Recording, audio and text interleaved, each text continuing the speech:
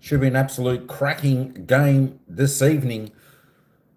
Hey, what? We're only a couple of minutes away. Just while we are here, let's just have a quick look at the ins and outs for both teams. Of course, for St Kilda, Piloppo is coming in, and of course, Travaliga is going out. And of course, for Carlton, Jack Silvani comes back in, Jackson Binns and Francis Evans going out. Sam Doherty, Lance Fogarty and Matthew Currell. No milestone games today for either team. There is your lineups.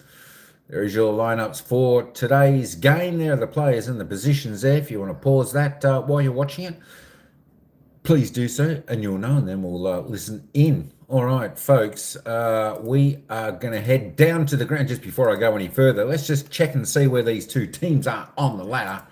And of course, as we see, St Kilda there, St Kilda are sitting in 10th position right here. Played 8, 4 wins, 4 losses. St Kilda need a victory tonight to jump up into the top 8. And of course, Carlton desperately need this win to stay in contention this year.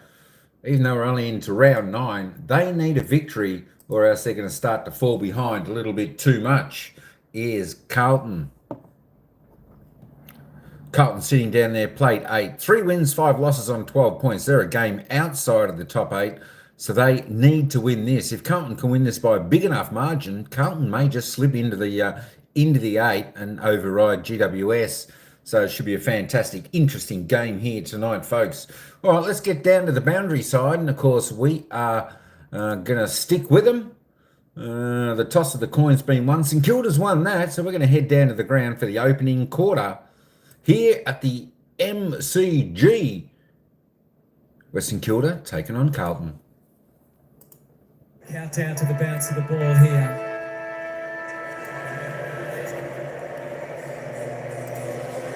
And it's a very big game for St Kilda, isn't it, really? When they've won big, they've lost big, so... Yeah, and a big game for this family too. So the Frawley family who have done a magnificent job in continuing on the messaging around Spud's game. Anita Frawley was the driver of this game and the driver of this pre-game, which has become really significant. It gives us all the opportunity to just pause and reflect and think about maybe someone that you need to get in touch with at some time along the way, because the message is really clear that you don't need to carry it alone. And I think it's been both players that have been out of the game for a long time, but also more recently, and even those that are currently playing that have been speaking out and helping to get that message across, including Tom Boyd. So that's to come shortly, but first, we'll get some further reinforcement of that. James was an absolute character. James was an absolute character. He had the best smile and the best laugh. Dad, when I was growing up, he travelled a lot, but he was always one to make time. It will be the 20th anniversary this November. That was the biggest loss. That left the biggest hurt, that he just wasn't there. It's devastating how much he's missed out on. Mental health just affects so many people. It just doesn't discriminate. Speak up. Just speak up. You have to think about what you're going to miss out on if you don't. People really care. I would rather sit and talk to you at 2 in the morning than speak at your funeral.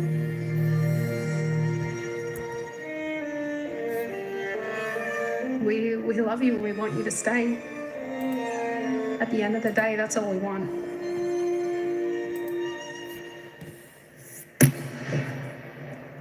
For the last 5 years, we've had the privilege of sharing Dad's story on this special stage. But mental health in this country is far bigger than our family, far bigger than football. Initiatives like tonight's Spud's game give us the power to create real impact, to change the stats, to work together as a community to carry the load. Spud knew that it would take more than just words to create meaningful and sustainable change. It would take people like all of you here tonight at the MCG, and of course those of you who are watching and listening along at home. And so I put it back on all of us. If you can put your hand up and support Spud's game by donating this year, please do. If you can put your hand up and be a leader in your own communities and support the mental health of people around you, please do. But when it comes to checking on your mates, now I think that's a non-negotiable. A 1%er, we would call it in footy, those small but very, very critical tasks that need to be done and require no skill, no talent. What they do require is character, conviction, and courage. So give us your courage when it comes to checking in on your mates, and watch those 1%ers grow and turn into something that may very well save someone's life. Now for the fun part. There's one thing that I can't get out of my head, that Danny would have loved to hear that message, but even more so, he would have loved to hear it with the backdrop of an unbelievable game of AFL football between these two great clubs. So players, give us your all tonight. Show us the courage and conviction and character that Danny brought every single week when he played. And to the fans, time to make some noise for your team, but even more so to make some noise for Spud's game for 2025 and to make it a night that we'll never forget.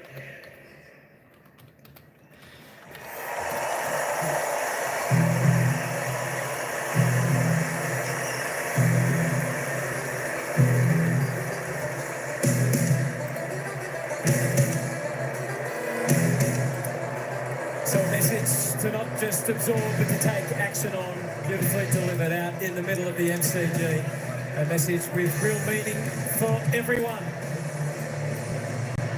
It is a bit hard to turn from that to the game of footy that is upon us, but the bounce is not far away. Yep, that's well done to Tom Boyd. Just an outstanding job. That's not an easy thing to do, to stand in front of the Coliseum here, lights down, spotlight on you, and he nailed the message. So now we get stuck into this game, and I want to see what Marcus Windhager does in the opening minutes here, Jason. He's been a run-with player who's done a fantastic job for St Kilda in the past. Last week he just played on the wing and played just football and did a really good job. I saw him do a lot of centre-bound stuff pre-game. I just wondered whether Patrick Cripps might be someone that he looks at and says, you're mine. But matchups sort themselves out as this game unfolds. He's got his own challenges, Paddy Cripps. He hasn't quite found the levels that we're so used to seeing from him on a week-to-week basis. So I wonder if they're going to try and keep him down, although at the moment it looks like he's out here with the closest player. And Windhager with Akers, which would be a good job in itself. So let's go. Massive game. Wilkie trying to get the Curnow. Lewis Young trying to get the Wilkie. Huge occasion at the MCG. It's Spud's game 2025 between his beloved Saints and the mighty Navy Blues. And De Koning, who for now is a Carlton player, got the tap at McKay, who had 38 disposals last week. And that's the contested possessions, gets it to Sinclair, and here's Silvani back in the team after missing just a week with a broken hand. And he picks wide for young Binns, who slides in. Made his debut here last year as a sub against the Cats. This is game 4 for Jackson Binns to Elijah Hollands. He marks at half back, and after the pregnant pause, he stabs the kick and misses Hewitt. So Sinclair can feed Garcia, who was so good last week. He also misplaces the kick, and Sard takes the mark across half back and quickly swings it out to McGovern, who's got the long white sleeves tonight. Looks more like a skivvy than a free jumper in the all-white. McGovern delivers well up the wing, so it gives the Blues a chance to Elijah Hollands. Curnow comes forward, marks and sets them up. He's got eyes for De Koning. Marshall does too. Akers underneath, Windhager all over him, holding the ball. What a great tackle. It's personal between Rowan Marshall and Tom De Koning as well. He wasn't going to let Tom De Koning take that first inside 50 mark. I thought Curnow might have set sail for goal after shaking Wilkie, maybe a bounce and a long shot. Howard searching for a target on the way out. Wanganeen Miller does tend to attract the ball. Few use it better. Carlton will set down the line. It'll have to be a kick to a contest. See who can get after it. Wiedering, so good in those scenarios. Brought it to ground. Didn't quite complete the intercept. Not initially, but he did it the second. It's held up for a long time. Let it go. St Kilda winkle it out. Sharman got it forward. McGovern having none of it. Hewitt fights hard. Towed away once and twice. Hill couldn't quite get it going that way. So the Blues the other. And again, McGovern, part of the chain out of defence. Had to be a perfectly weighted kick. It wasn't quite. Saints had a chance to disturb through Stocker, who had that roll on Cripps in part of that last occasion they met. Cripps ended up with the 3 votes, mind you, as Higgins at full stretch, a long way from goal, where he's kicked 21 goals this year. Takes the mark under duress from Sard and loops the kick over for Windhager, so they start to advance. Still searching for the first score. Windhager signals he's going to direct the kick into the pocket, and that's what he does. And real access for Caminiti. They're just playing forward again tonight. Get the ball to ground is one of the key components of what they do in that front half. They don't want McGovern, they don't want Wiedering intercept marking in that back half. Marshall took front position and got the tap down. Everyone waits for it to bounce. Cripps had first go at it, then Hewitt. And it's quickly slung out of there by Cowan. Ricochets quite violently. No one was quite sure initially. Sard got the bearings. He was well restrained by Wilson. His calls for holding the ball. They are unheeded, and we still have that no score. George Hewitt and Jack McKay just side by side at this stoppage. So 2 of the informed midfielders of the competition. Ruckman go to work. Marshall out the side. Cheryl was waiting for it. Blues will come out of half back. Cheryl threw a shoe as he kicked it long down the line, and Wilkie. The first of the few you fancy. Manganese Miller has got Hill in boards. Saints trying to pick their way through. They're pretty well corralled for the moment. Back to Wanganeen Miller. Trying to find the way. It was a bold kick. Garcia brought it down. Wanganeen Miller is on the follow-up. Stocker sweated on by his former teammates who have the better of it. Yeah, I think Garcia was trying to tap the ball over to his teammate in space. Might have been able to drag in the mark. A couple of turnovers early. The pressure's on. Lee Holland's out to Mitch McGovern again. Carlton on their way out. Durden, his turn to get right up the ground. Sinclair trailing him in. A little quieter the last couple of weeks. He has 9 goals, 4 for the season. He targets Curnow, who's able to reel it in front of Wilkie. That's the same place he had it last time. Goal wasn't feasible. Again, he goes for McKay this time. Modelled fingertips. The scrap is on McKay. Took the territory. Top of the square. Saints well positioned. The hands from McRae. You could barely see them, but he got it to Burns. Clearing kick. Caminiti. Challenge in the air. Didn't take possession. Awkward for Sharman. Silvani comes with a surge. If you pardon the pun, he goes short, and it's cut off by Wanganeen Miller. And quickly the Saints are challenging again on that outer wing. By Marshall. Well, the Jack Silvani kick has been their problem, trying to hit a target when they go inside 50. They're kicking at 53% at the moment, Jace. They're the 15th efficient kicking team in the competition. Bad news for us watching, it's Carlton are 16th. St Kilda is 16th. Hill turns from halfway. Seemed like a well-placed ball for Sinclair.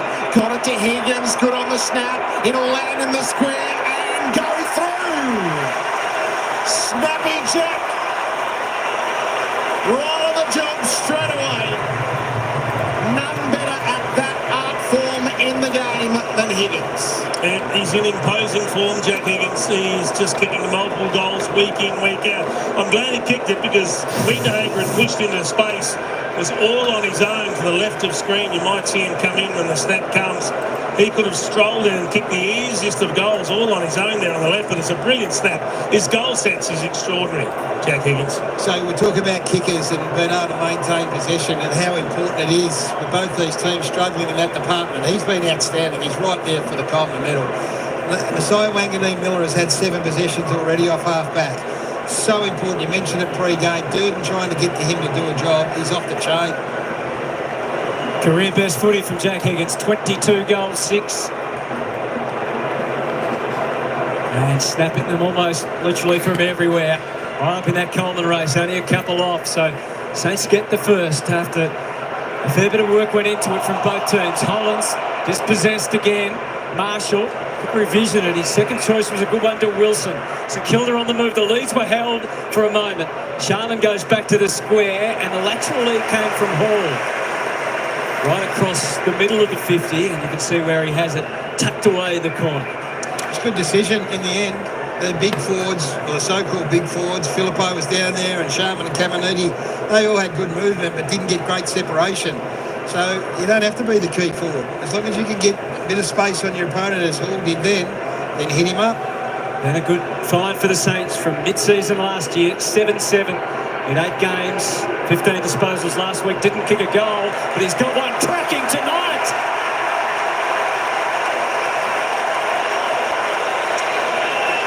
He does look a brilliant prospect, Max Hall.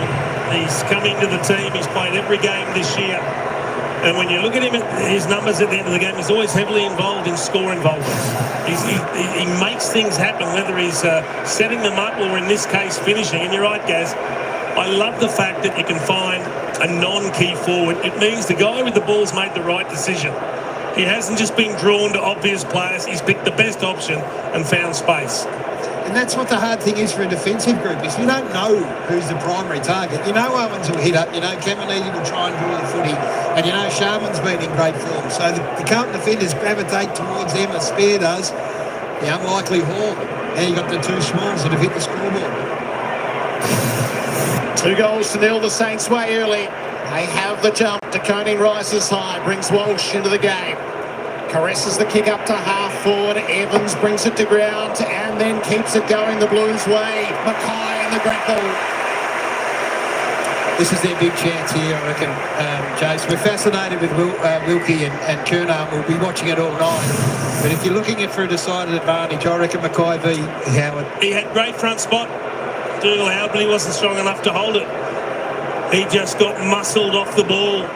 Just couldn't hold that front spot. It was a perfect starting position for him. And now we were watching Harry McKay in the warm-ups. He was striking the ball nicely. Let's hope the first one comes off the boot beautifully. Harry's luck tester is on its way. And he's found the targets. McKay with the Blues first. It's an up-tempo Friday night. That's about as positive a sign for Carlton as you can see, Gaz. A contested mark to Harry McKay, and then he finishes. I was here 2 weeks ago when he was arguably the best player on the ground against the Geelong Footy Club. So you don't get better opposition than that. So he would be confident. His whole side struggled last week against Adelaide, of course, but there's good separation. Wilkie can't get off from Curnow. He's got his hands full anyway. So that distance between Charlie Curnow and the goal square and Harry McKay, 25 metres away, is non-zonable. So there's no way that Wilkie can read the ball in flight and try and give Dougal Howard a hand there. It'd be disappointed, Dougal Howard. You couldn't have scripted better position for a defender there. Didn't take an inside 50 mark last week, just the 8 disposals and no score, as Gaz said. Fortnight ago, 19 touches and 3 goals against the Cats. They looked to break out of the middle. McRae was well restrained. Windhager off the wing, taken care of as well by Walsh. Rockshall not too far away from Sam Walsh so far in this game. They're engaged underneath this ruck contest. Hall, slippery little hands. Hollins comes in from the side. Let's try and neutralise Garcia's opportunity. Yeah, I was looking for the role that Garcia might have, given that he was so effective last week. So he's kept an eye at various stages on Walsh and also Chera. So he's back on Walsh now, Gaz, as I said. Yes, Akers came through, tried to slip the handball towards Walsh. Akers, for the second week in a row, playing against one of his old clubs. Skies it inside 50. Stocker, Wilkie. The pressure's pretty intense around the footy, as we can all see. And there's no way out. So that high ball in there to McKay, you'll see Motlop's man. He was close enough. He was able to get across. Dubious disposal. Crowd seeing the same replay we did. To Coney. Toes it towards goal. Jono was crowded out. Webster was on hand. The Saints should be able to get out, but not for too long and not too far, as Binns found himself in the right position as the Wilson kick was a little wayward. So Jackson Binns, as I said, made his debut last year, was able to kick a couple of goals in his second and third occasions late in the season when he came back, when they needed to go deep into their injury stocks. That's not going to quite make it, and maybe it wasn't the right decision to kick it as close to the line as he did. That is a great point, Jason. Yeah. So if Jackson Binns thinks he's going to all of a sudden find 55 or 60 metres in his kit bag, he was nowhere near it, was he? Webster attacking kick. Caminiti alone on the wing. He can look up. He'll see Hall further down the field. It hangs for a while but lands in his arms. Has a look at the forward setup. Marshall has propelled himself forward. Phillippo's deep. Higgins rises. Ground ball to be won. Higgins has got it. was able to release it. Garcia couldn't quite. Binns is working there as well. He's cocked it straight up. The dump kick from Binns lands straight with Caminiti. Well, it's been promising a couple of their forward. It was actually a great kick to Jack Higgins. He should have taken the mark. It's a beautiful deep kick. They found him isolated. He got his hands to it, just unable to hang on to it. And then good pressure. There's nothing better than forcing a dump kick deep in defence because it often doesn't clear the 50-metre arc. Return to his natural habitat up forward halfway through the Brisbane game. Kicked the last goal in the landslide win last week. Caminiti gives it the lot from 50. It's got the carry. It's got the accuracy. Saints with their third. So Jackson Binns hasn't played a hell of a lot of footy. So he's just coming up for his fourth game. So we temper the criticism to some degree. But so the mistake earlier about taking a long time to kick a ball that he was never going to kick, and then under pressure here, he's just got to go boundary. He's just got to go close to the boundary. And you may be a bit spooked about deliberate out of bounds, all those sorts of things. Well, guess what? It's a much better result if it's heading out towards centre wing or Hunter, where the 50 arc meets the boundary, than the kick that he did in the end. So we're not going overboard on a young man that's just finding his way in the game, but they're the things he's going to have to learn. Caminiti could have been a blue. It was his training performance that impressed Jack Silvani. And word got through at the dinner table somehow to Stephen that he wasn't a bad type. One quick game in the pre-season and suddenly he was snapped up by the Saints. Hewitt out of the middle. They're inside 50 again. Curnow in the wrestle and the fire on Wilkie. Just stumbling around. 35 metres out from goal. 6-2 clearance, so just a little win here early for the Blues after St Kilda absolutely dominated last week. Owens and Cripps are rucking. Walsh, the handoff to Hewitt, but no real prospect of getting out of that. So 3 straight for the Saints. 1-1 for Carlton. Huge crowd on this big occasion. McKay, clever with the hands to Hollands. And then Akers on the bounce. Couldn't be contained by Webster. He tries a second time, and the Blues were ready for him once more. And able to lock it up a little closer to goal, so the pressure just rises a notch again. Yeah, we saw good pressure numbers from both teams. No great surprise. You'd want to be hot early in a contest like this. Blues in the goal mouth. Cripps trying to create. Didn't quite. Boxall with the clearing kick. Fortuitously lands with Filippo. Saints will break. They run hard to create position, and the kick goes right through the middle. Higgins, big contest. Haynes, hard, didn't want it really. Silvani wintering under pressure. Has enough support. Cowan to plot the way out. Not his greatest kick up the wing. Webster got underneath to run at least interference initially. Had some sort of opportunity. Hall got in there. Evans the last to hold it. Yeah, I didn't mind that Filippo kick in the middle of the ground. It was dangerous, but it was exciting. And he's just not a marking player, Jack Higgins, because it actually hit the target. I said gone to hit their forward target when they've gone forward. Well, up out on the wing, the Blues had the insurance. Cowan to Elijah Hollands had a little look behind, so he had the time and space to try and deliver from one of his forwards. Curnow couldn't quite. Young was down there as well. That was Frankie Evans who flips the handball up. Durden goes into tackle mode, trying to apply the clamps on the Saints defenders and at the very least force a ball up, and they succeed.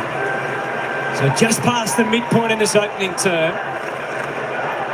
From a territory point of view, things pretty much on par. Cripps wasn't a nominated ruckman, and he had the most guilty look on his face. He realised as the ball hit him, Anthony, he kind of tried to pretend he didn't. You could probably argue the ball hit him, I think. Yeah, it has to bounce, fortunately for him. Have a go at the umpire for not throwing it up straight. Owens out to the wing. McGovern, behind him was Caminiti. Also picked up by Windhager. It's the slowest looking torpedo through the air you'll ever see. Haynes comes marching out. He tries to go underground with a bounce pass. Boxall full of youthful enthusiasm. Charging through. Walsh again. Garcia right on him, locked and loaded. Hewitt to Cripps. McGovern drifts into the 50. It fell further for wide, and then for Durden. What a chain. All it needs is the finish. And a Binns goal. It's Willie Binns who's kicked the goal. So he redeems himself. And And the young man who kicked a goal last year against the Saints has done it again and closed it to 5. What a great feeling it is for that young man. He'd be very aware of the errors that he's made, Gaz, and you get that opportunity to make up. What I love about this is every time a Carlton player was under pressure, there was an extra player to hand pass to.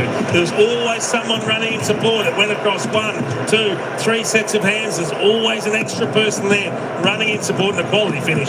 Yeah, well done. And the great thing about him is he kept his width, because these games particularly can get very crowded and congested and physical inside, and he was the one that just kept his width and eventually found it in his hands and was good enough. So terrific response. Rowan Marshall's made it back to the middle, but DeConing's still on the bench. Marshall taps it the Saints' way. Hewitt, though, had something to say about that. He put it into a dangerous position. Kick comes forward long from White. Whistle. Free kick against Wilkie. Gee, that Hewitt handball of space on the ground showed such great vision in the middle of the ground to release White. So this is what Charlie has to do. So he's continue to move. And early in the game, Lewis Young was trying to make a bit of a test of himself. But this is the matchup. And he just gets around the back of Cal Wilkie, who turns his back and hooks the arm round. 15 goals, 11. Slow start. Charlie Curnow imposes himself in the opening term. Just looking for some momentum in his season. One big game might be the trick to that. Blues lead for the first time. Well, it's been fascinating watching Wilkie and Curnow Gaz go head-to-head. Wilkie wants to play him from back shoulder. He's a little concerned about the height and the reach advantage he has. He doesn't want to be held under the ball. You see him, he just likes to play that back position, but then he got turned around. And as soon as Curnow did the loop around him, the immediate reaction when you're under pressure as a defender is to grab. 3 centre-bounce clearances Carlton have won. They've kicked 2 goals for them early in the piece. That's an extraordinary number. Governor's in the hands of the trainers. He's gone from the ground for the moment. We'll keep an eye on that downstairs. So both McKay and Curnow hit the scoreboard early as the Blues hit back and their captain hits the ground. McKay wobbles one into the open spaces at half forward. The foot race is led by Walsh, who'll run all night. Off to Sard, and they try and construct off half-back. Hewitt part of the chain to Motlop. The Blues are rolling now with purpose to Curnow. He had the right position. And he had Wilkie a little perplexed, and Charlie loves to roll. And he loves to rock the G on a Friday night. Go, Charlie, go.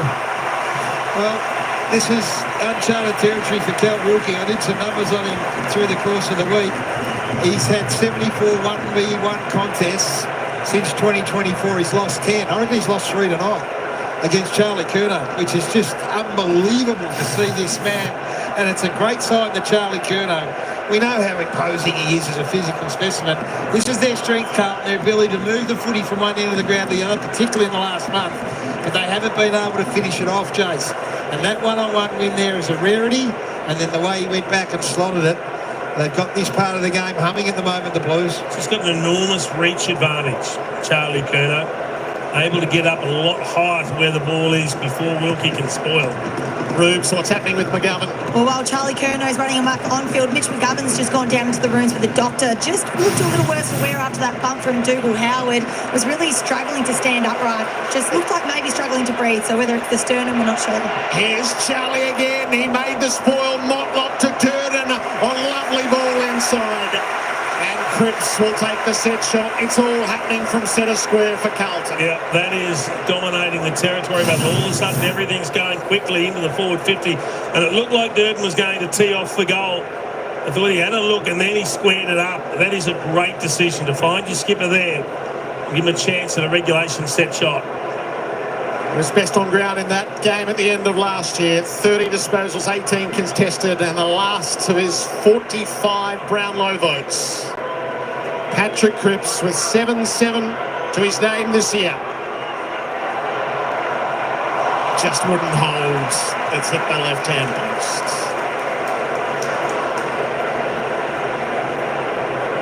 Manganine Miller up. Through Howard. And Burns out on the wing.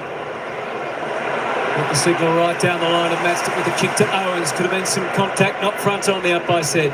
Hill back through Owens to Burns again. Career high 3 goal assists last week, so he was creative and impactful, as was Hill. It's batted away, and the Saints have just lost a bit of system at the moment, which is credit to Carlton. Well, dominating clearances, 10-5 the Blues, and that's translated into territory, 11-6 the inside 50s. That's the bump there from O'Connell. Yeah. O'Connell himself suffered concussion early in the year, so keep an eye on that. DeConing on the follow, left a couple of Saints in his wake. The ruckman and the rover underneath McKay, both left on the MCG turf. That's just the way DeConing goes about it. That's the hunger. That's why Michael Voss wants to keep him, or Ross Lyon wants him at Moorabbin. Who's auditioning who tonight? Carlton 26, leads St Kilda 18. And the free kick is going the way of Chera. We got the reprieve, of course, last week. Got to play in Adelaide from the tribunal. Back through Cowan, Haynes, and ultimately Wiedering out on this side as the Blues look. They do cover the corridor. There's plenty of risk involved with the kick. And Saad was a lonely figure with 3 Saints. Can they sort this out? Owens, the goal was there, but for some unknown reason, soft kick. And a pretty easy take from Haynes, who read the cues. They just lacked conviction. The kicking in the end, it was a terrible ball drop. It was a floater, but he just had to kick through the footy. You can't not be making the journey from that distance. Well, he had numbers in support too, Jason. Yep. So once he took the shot, he had to have a crack at it. Wiedering thumps it down the line. DeConing's in the middle of that pack. McKay underneath. Rhodes. Steal out the side. Sinclair has popped it up for Garcia to run onto. Saints looking for some territory. Nothing to look out for. So the full retreat to Wilkie. Over there, Miller is on the move. He had 7 in no time. The Blues have tightened up on him. O'Connell instead. Right through the middle of the ground. Told to go. He's got the spread to the near side for Wilson. Hasn't missed a game since he started off. Give him a look inside the 50. Sharman sets himself. Stumbled on the step ahead of the lead. Chera into a dead end. And that's it. So don't mark. If you don't mark it, then you must get at the ground ball. If you don't get the ground ball, you must put pressure on. And that's what Owens is able to do on this occasion. Back attempt from Steele. They go at it again. Saints a little bit of territory and a bit of time up forward. Led by 12 points, but now find themselves 8 in arrears.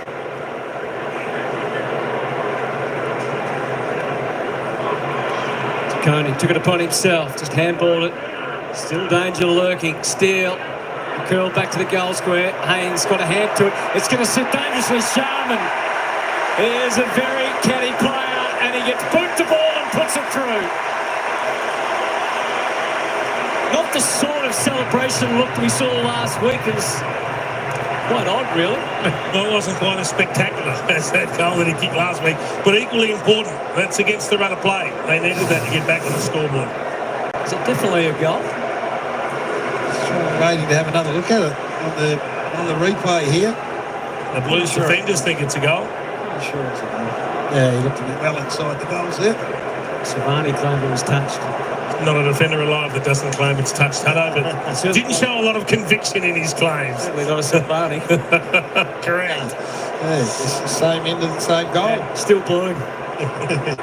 So Jason's right, this is against the flow. They'd kicked 3 in a row, the Blues, so just a good steady up. We'll try and get this clearance situation under control. So Carlton strong in this area, have been historically for a long time. First choice ruckman, don't get an even contest. 3:54 remaining in this opening 2. Blues by 2. Up she goes. Chera, sharp hands. Cripps on the break. Low down inside 50. Set a task. McKay did well to keep it going initially. And stacking on top of it. Ball is lost under the bodies. So it's going to be really careful, these Carlton forwards, about how close they get to Charlie Curnow. When he's hot like this, You've really got to isolate him and let him go to work one-on-one and make Wilkie nervous. Decoding too strong, out to Binns, gets a second look, tossed it up. Oh, it's a whisker in it. It's a goal. How doesn't he love it? Well, that's outstanding, Jim. Sorry, for a young man who had some moments early in the piece, to come back in the manner that he has and hit the scoreboard twice on a big night at the MCG, Friday night footy, says something about the makeup of him. And Charlie's throwing his weight around. He's feeling good about himself. Another goal here from stoppage for the Blues, which is an issue for St Kilda right now. And that's a great finish. Yeah, and you can see Wilkie claims that he touched it, but his heart wasn't in that claim either. He knew that he'd missed it. I reckon he's coming back. Stand by. Stand by. I've never seen a less enthusiastic claim. He looked... He must have been certain. That's why, Jace, he didn't have to protest too much. Can't argue about that one. He barely protested at all. Sitting on the fingers.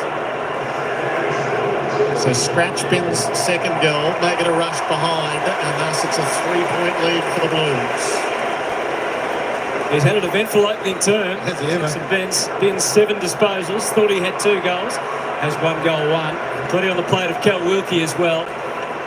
As it is confirmation that is now behind. And we're back with Magdalene Miller with 3:26 to play. Short to Burns, back in defence. Moving forward last week. Magdalene Miller needed his fancy footwork to get clear, and not so good off the boot, targeting Owens. It just sort of slides away. I tell you what, Ross Lyon in the coach's box right now, they secured a plus 48 contested possessions last week, which is a walk in the park. Right now, in this first quarter, Jace, they are 15 down, contested footy. Head over the ball stuff. That's what he'd be concerned about right now about his Saints. Mitchell gets displaced, but Steele and Hill look like they're about to do the job. Again, they're roughed up by Carlton around the stoppage and around the contest, Gaz, as we're referring to. Yeah, the two real strengths of this Carlton side has been for a long time, clearance and contested footy. They're well on top. Wasn't us, that's what Michael Voss said about last week, and we're seeing the difference tonight. Hill, fit of the fumbles again, not a great place for it. How about the spin and the turn from DeConey? Arms and legs everywhere, didn't quite finish it. Now it goes out wide, Cripps off the instep. He's trying to be creative. Instead, it's the Saints that can put together something purposeful off half-back. Boxshall up to the wing in his second game. The wrestle with Wiedering, and he prevails. Too strong for McKay.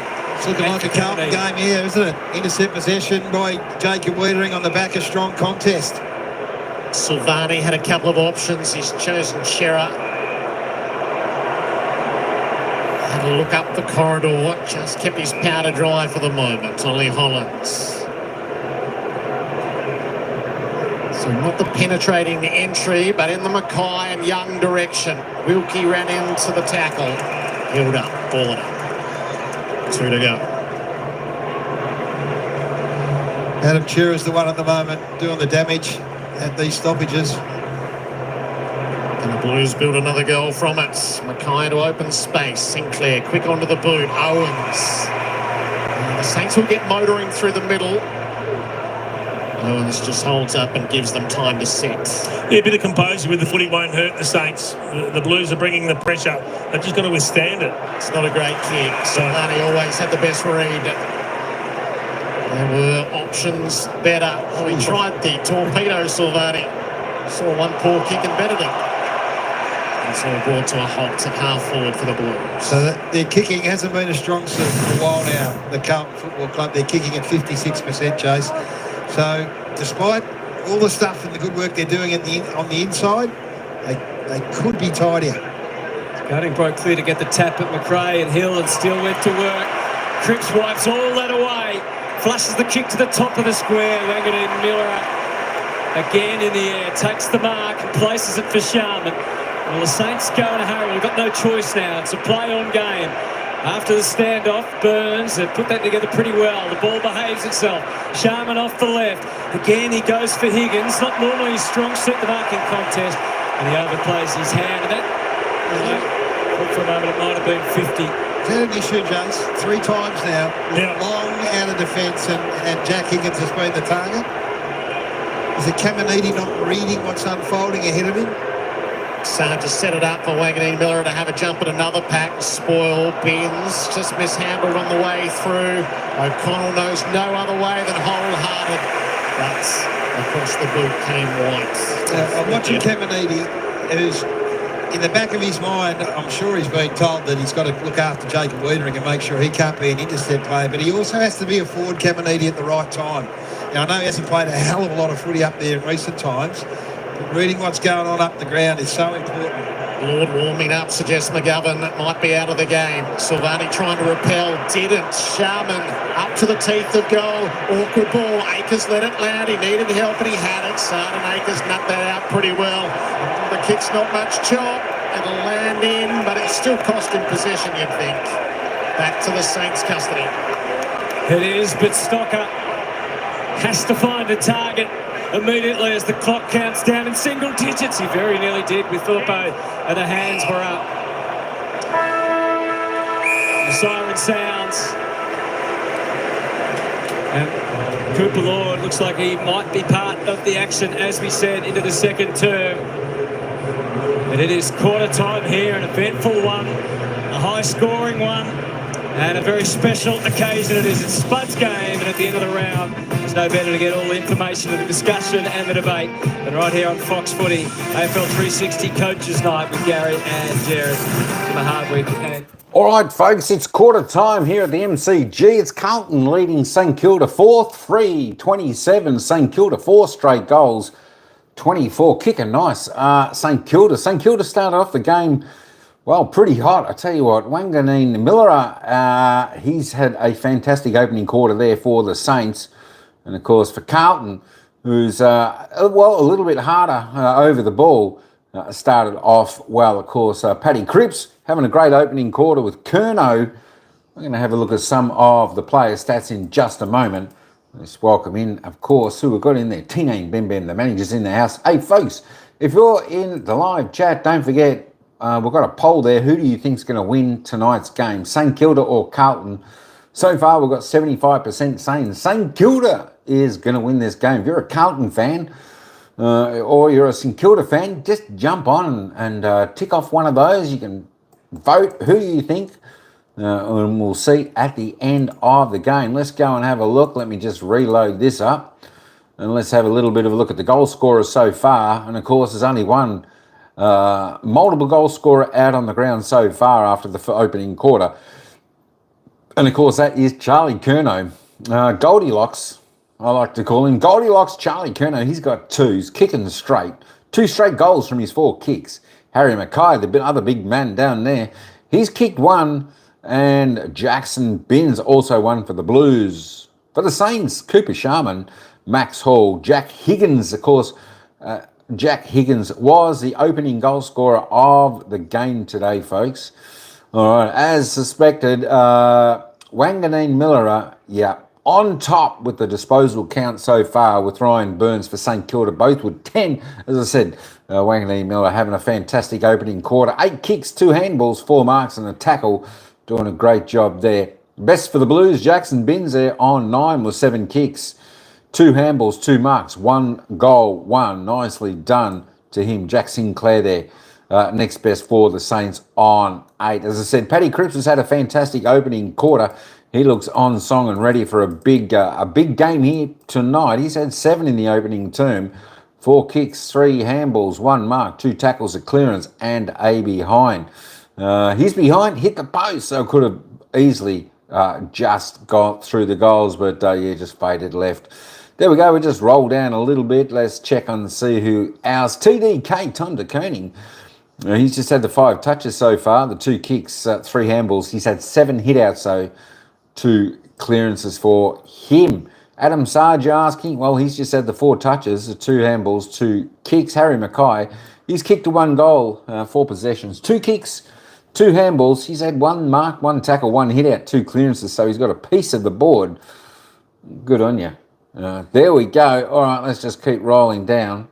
We'll give you the rest of the look at the player stats there. The second quarter coming up in just a moment, folks. There we go. Just wanted to get through some of those. Quick look at the team stats up until quarter time. Disposal count. pretty square, isn't it? 90-91. Kicks pretty the same. Everything's pretty much the same. Inside 50s. Carlton 15.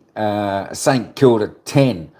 So their efficiency is reasonably good going inside 50. 50 and 46% respective to those teams. Free kicks, not much happening there. Reasonably normal count there tonight, 5 apiece. Hit outs, Saints by a couple. Carlton winning in the clearances. Yeah, their mids are doing really well, 14-9. Centre clearances, 5-3. Contested possessions, St Kilda just need to work on this a little bit. Carlton's definitely going in harder at the ball. They need to get in there and do it uncontested. Saints just, got the ball on the outside, controlling it. But the contested possessions, get in there, put some pressure on St Kilda. Marks inside 50, both teams on the board. Just the 2 to the Saints, 4 to St Kilda. And Charlie Curnow being a nice target up there for him. The tackles, Saints tackling nicely, 22. 18 to the Blues, tackles inside 50. Both teams, defences doing extremely well. I should say their forwards doing extremely well. 7 tackles each in the first and opening quarter inside 50. That is fantastic for both teams. All right, that's enough for me. Let's get back down to the ground. Whereas Carlton by 3 points.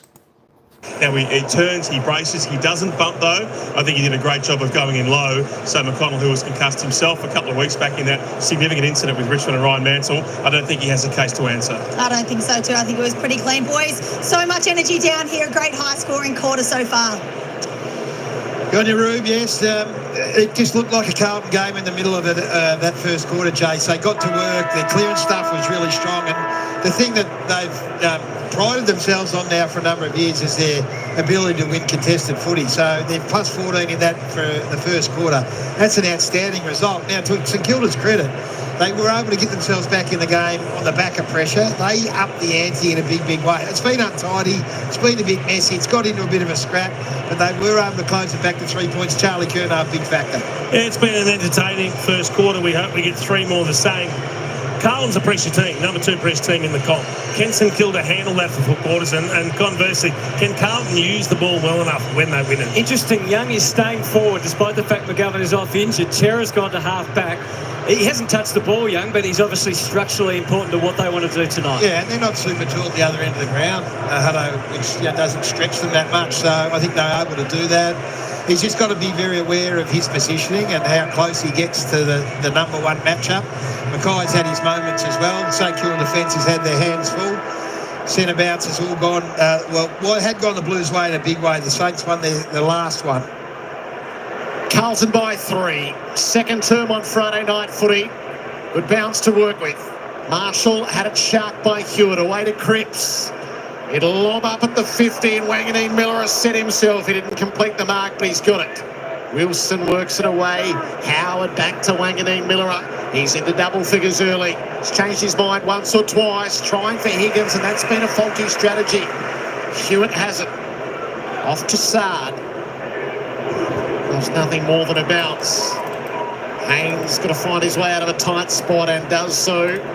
Akers traps the footy against the boundary. So not the best of movement. De Koning. All eyes to TDK. Sets the Blues up. Bit too strong initially. Motlop. There's a free kick underneath. Elijah Hollins is pushed. So Hollins with a chance to put the Blues to the hot spot. He launches. They launch. Young ends up knocking it through. Blues build their lead to 4. It's cup. Well, that's good news that it's not concussion, and good news that it shouldn't be a bump that's going to have any repercussions. That's another kick from Carlton. Too many of them that we see go too deep into the goal square rather than setting it up outside the top of the goal square. So they lead by those 4 behinds. Subtlety in the kick. Gave them a look, but Stocker's strong enough. We can see Wanganeen Miller. Don't want to scare St Kilda fans, but I've been watching the side Wanganeen Miller, and he's got a horrible limp up at the minute. Meantime, the Saints working their way out with the W's. Wilkie to Windhager, and then Short again inviting the pressure in, and ultimately the turnover. And Silvani with a guiding kick to Curnow. He's going to line up for his 3rd goal. and Messiah has to limp back to the goal square. Yeah, I think he was making his way to the boundary, and when the turnover came, he sort of hobbled back in. But we'll keep an eye on it. Doesn't look great at the moment. This might be it here. It's landed awkwardly, but this is a good sign for Carlton. This has been their big issue. We spoke to Michael Voss pre-game, and he said, yeah, it's been ongoing. We have to tidy up and get reward for effort when we go inside. Historically, St Kilda hasn't been a team Charlie has thrived against. 3 is the most he's kicked in a game, and he's done it early in the second term, so watch out. He could be about to go big. That is goal number 299 in the career of Charlie Curnow. And the Blues extend their lead with now 5 more scoring shots out to 10 points. Well, you want to win games, you've got to punish the opposition on turnover. That's what the Blues have done. St Kilda trying to be a little bit too precise, a little bit too cute coming out of defence. Love the work from Jack Silvani. The balk was beautiful, and then the delivery couldn't have been any better. We were talked to from insiders at St Kilda who were a little concerned about the Josh Battle situation, Jason, prior to this game, that having he and Wilkie's been, as Hutto just pointed out to us, that Charlie Curnow hasn't ripped them apart in recent times. So I just wonder whether they're feeling, and well, not for the first time, but really feeling the absence of Josh Battle tonight. Magneet Miller has come off, so that's a crook sign for the Saints for the moment. Skirmish for the ball. Cripps kept it alive for Walsh to try to break clear. Uses Stewart on the outside. Elijah Hollands. Saad could run into some space and really set them up deep. Young's got the best leap at it. Couldn't mark. Evans has a chance. Turns one way, then the other. Steers the ball. Curnow waits. Windhager had to climb. Yeah, you can see the appreciation from Cal Wilkie. Windhager coming over the top. Important spoil. Huge relief for him, I think, Jason. He's feeling the pinch, Cal Wilkie. He's not in this position too often. Blues pushing hard. DeConing always a danger. Not this time. Windhager paddles back to the boundary. How the umpires see it. Knocks him off. Just a bit too firm on the touch. Yeah, but he's trying to go up the line in front of him so he can run onto it. What do you expect him to do there? He's better off just shepherding the ball and letting it bounce over the bat, not touching it, not trying to take possession. I think his intention was to put it into space and run. Correct, I agree. His intention wasn't to get it out of bounds. George Hewitt has been the standard bearer for the Blues through much of this season. As tough a shot as you can get. He set it up for them to have a leap at. That's well dealt with by Sharman. Deep into the crowd. 11-point lead. No wonder. Just throws the hand up. There you go. The coach wants to know. Yes, I bet he does. We need you. Understandably so. Sinclair long on the way out. Ash Silvani gets to the front and was impeded. Grappling. The handball goes forward to Walsh. The entry into 50 target. This time is Young. And he comes out, takes the mark. He had a huge size advantage that time on Webster and used it. How important a piece of the puzzle has Jack Silvani become since going down back? Yeah. He makes them a better team in that role. He does. And how important if Sam Walsh is able to find a target every time he kicks the ball in 50, inside 50 like that. So that's their 6th mark inside forward 50. And Lewis Young has not had a disposal tonight. Now he has a kick and he has a goal. And Carlton fans are very happy with what they are seeing. They enjoy coming to the footy a little more when there's a Silvani out there playing in the #1 jersey back this week. And he plays his part in setting up another goal for a key forward. Yeah, well, Jason was all over it, and it's a great point. You get a forward half intercept in the manner that they do, but this is the key piece right now. So all of a sudden, so fantastic defending, and then you play on, take advantage. We've seen Sam Walsh on numerous occasions this year, whether it's coming out of centre bounce or just flaring along the wing, and not being able to get reward for his efforts.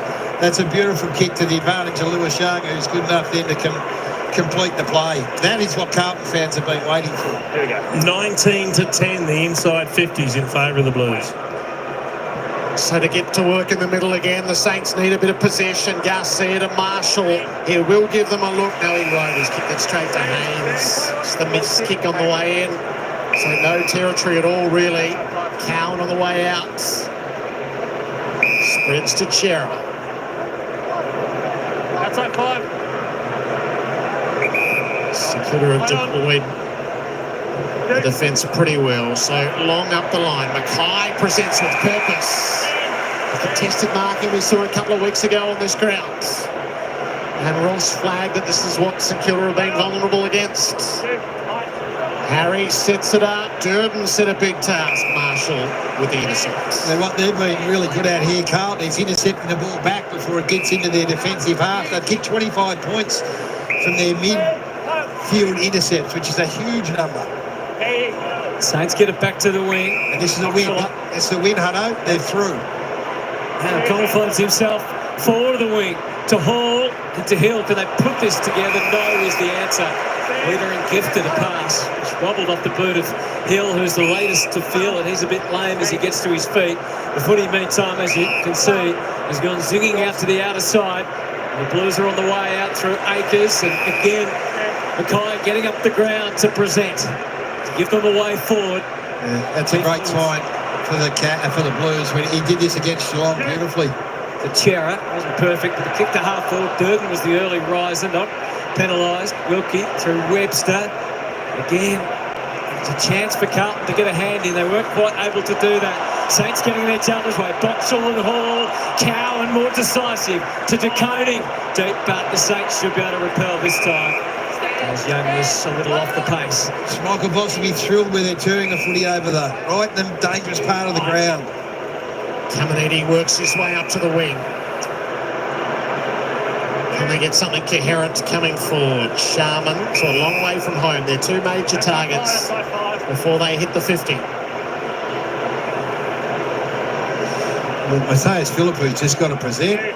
Sharman's trying to pick off the pass. It's not there. When you really force the issue like that, Haynes read it clearly. Well, I don't think Maxwell was ever going to be the target. No, I think he kicked it to that space, hoping to force Hall to go to it, but unfortunately, Haynes was the one who reacted, not Hall. And then Miller, it looks like he's ready to come back on. Haynes pumps it up in the Young direction. Spoil made by Wilkie. Ground ball. Coming in hard from the side to put it in dispute was Boxall, and Burns as a result curls it forward, but they get cut off at every pass right now. Haynes again. He's provided great support to Wiedering this year once he's got going. Through to Koning and Chera playing off half-back for the moment. And again, he kicks to McKay, so we're on the replay. Akers running that southern wing and running it well. Kicking so well, though, the former Saint and Docker. And Webster feeding it to Howard. Off to Load and Harry McKay. It's all coming back to him, all the facets of the game. So this is a bit of like 2 weeks ago, Hutto, when they were against Geelong. Haynes was intercepting everything across the back half. Harry was hitting up to the markers on the wing, and it left the two big forwards. Well, they've got Lewis Shark now deep forward on Wilkie, who's kicked the goal. So it's all working. The plan's working for the Blues at the minute. Curto having a break for the moment with 3 goals under his belt. De Koning's tap. Sinclair and Boxall kind of looked at each other. Lord getting an earlier chance than he might have anticipated. To keep the strides intact. Elijah Hollands skims it into the pocket. It clears Young and Wilkie, who's probably enjoying the reprieve with Charlie having a break, and it slides out. Wanganeen Miller getting ready to go back on. Was just trod on in the marking contest down on their goal line, so he's good to go. Deep forwards, both ruckman heading down to contest. Carlton with a 17-point lead, looking to build it. Marshall and De Koning. De Koning pushes it goal side. Kept away from Cripps initially. Durden took him on right in. So I talked about where they're turning the footy over in the mid part of the ground. They've only conceded 13 inside 50s for the game. It's a terrific coaching performance from Michael Voss here. Marshall just trying to hold up against the force that is TDK, pushed through by McRae. So much of it is on the back of their pressure, though. So they're precious in Kilda. It's a forced, quick kick inside 50 or going forward that gets intercepted, turned over. And then when Carlton do turn it over, the pressure's immediate to not allow St Kilda to control possession. Wilson takes off left. Young flat-footed to a couple of one-on-ones up forward. Coming up to the ball, Sharman, but Binns does enough. And now Sard to Francis Evans, hit the wrong part of the foot. He could have gone anywhere. Elijah Hollands has his wits about him. The handball to the inside to Walsh. Confident he could get through, and he was exactly right. Fed it to Cowan. Kick towards the goal square. Need a little luck, though. He only needs one to stride through. The bounce going Carlton's way. MCG after a slow start, and they're going to take some catching. It's a game-high 24 points. They kicked the only 3 goals of the second term. So once again, St Kilda, this is the story of the game. They come out of their defence. They don't get inside 50. They kick to somewhere around where the Nick Haynes trio of defenders, he and Wiedering and whoever else is there. And it just goes back the other way and they make something happen. They can't get the ball through the dangerous part of the ground. It's like there's some sort of force field. If I'm Ross Lyon, there's the perfect bit of vision I'm showing at half time to my team. It's this bit right here. Oh, sorry, it was before that came in. It's when the hand pass goes into Sam Walsh. He's got 3 St Kilda players around him. 2 of them don't even bother to try and tackle, and one gets shaken off and he waltzes out of there and links up with the hand pass. Carlton doubles St Kilda's score. It's ominous. McKay got caught.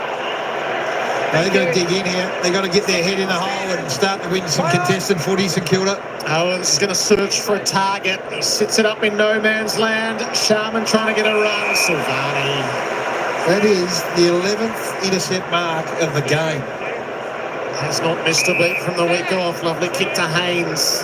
Sorry. Prepared to be patient initially. Flares it wide for Curnow. Dropped the mark. He's got time.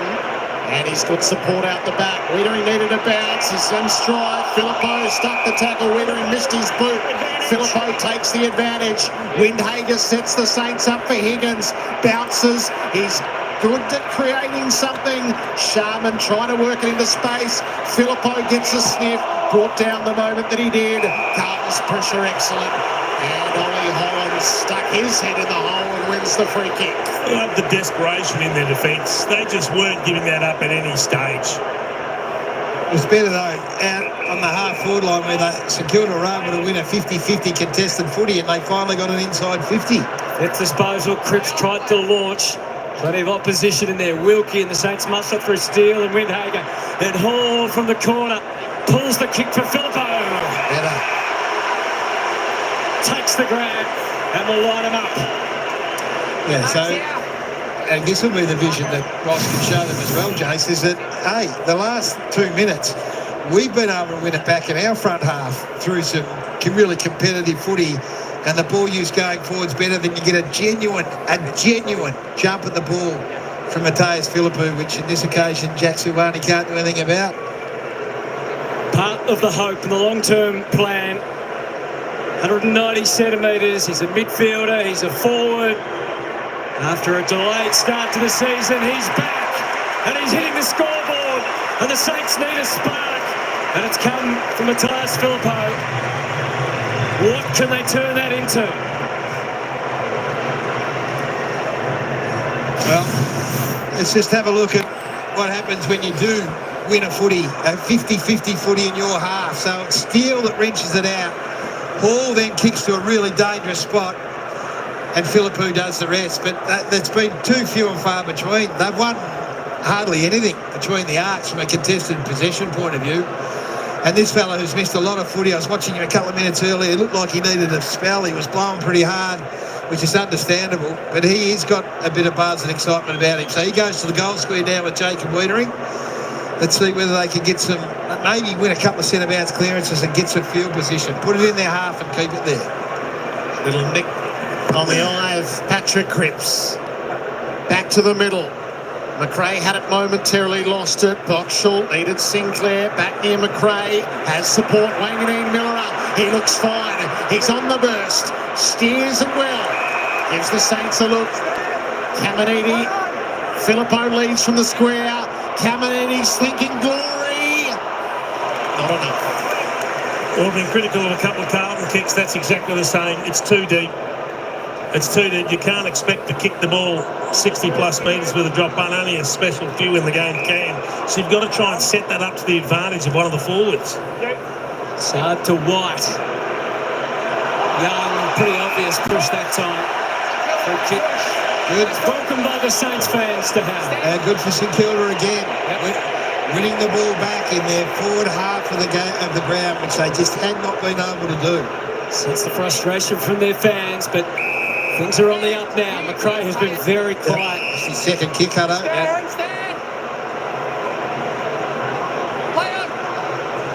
Ball Just tries to set up. Higgins is at front and square. Filippo again threatens in the air. Higgins puts the tackle on, trying to ramp the head up. Fired out the handle. Higgins tries to draw the high, and he's not got it. He has got it. I think the out-of-zone umpire must have called it. As the controlling umpire came changing with his arms crossed. That was a late change of decision. It looked like a bit of volleyball from Mitch Owens. Almost tapping it to Higgins. Plays on. He can't just do a regulation set shot. He snapped his second. And the Saints have got a couple in a row. And that changes the score and the mood around the MCG. Those fans with the scarves tightly around their neck, just loosening things off a little, feeling better about coming to the footy on a Friday night. It's impressive. It is impressive because this was going the wrong way for St Kilda, and they had to do one or two things, Jace. They had to dig in and start to win the ball back in dangerous parts of the ground. When you're trying to move the ball from one end to the other, they had no luck. They could not get through at all, but they now got field position, win it back in their half, spend time in the front half, and you get a nice free kick like that. He's unlucky, Ollie Hollands. He has dropped way down. His head's hit his stomach. I mean, what can you do? But he's a snapper, isn't he, Jack Higgins? He loves the snap. Back to the middle we go. Cripps. He'll use Lord, the sub, who's into the action.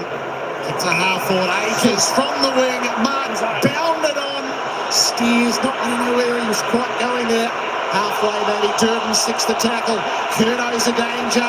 Couldn't quite gather. Stuck over the ball. Holding it. Why didn't Blake Akers just blaze away and kick one of the great goals of the year? It would have been the perfect quick response. Felt like he got caught between the devil and the deep blue sea with what he had short, mid, but the long was the target. Sinclair's going to pump it beyond the area. Owens has to win it one-on-one. Haynes got the fist in. McKay threw it backwards. Wilson and Wilkie and Wilson again. Oh, just around the corner to try to take the territory. Burns couldn't get it. And Haynes hugs it in. Blake Akers is in a little bit of trouble. Shoulder, I think. We've seen him nurse that in the past, haven't we? And they're going to stop the game here, and he doesn't want to come off. He's not coming off, so how can you stop the game for that? He's coming off now. They have got the game back in motion. They'll hit him in the head.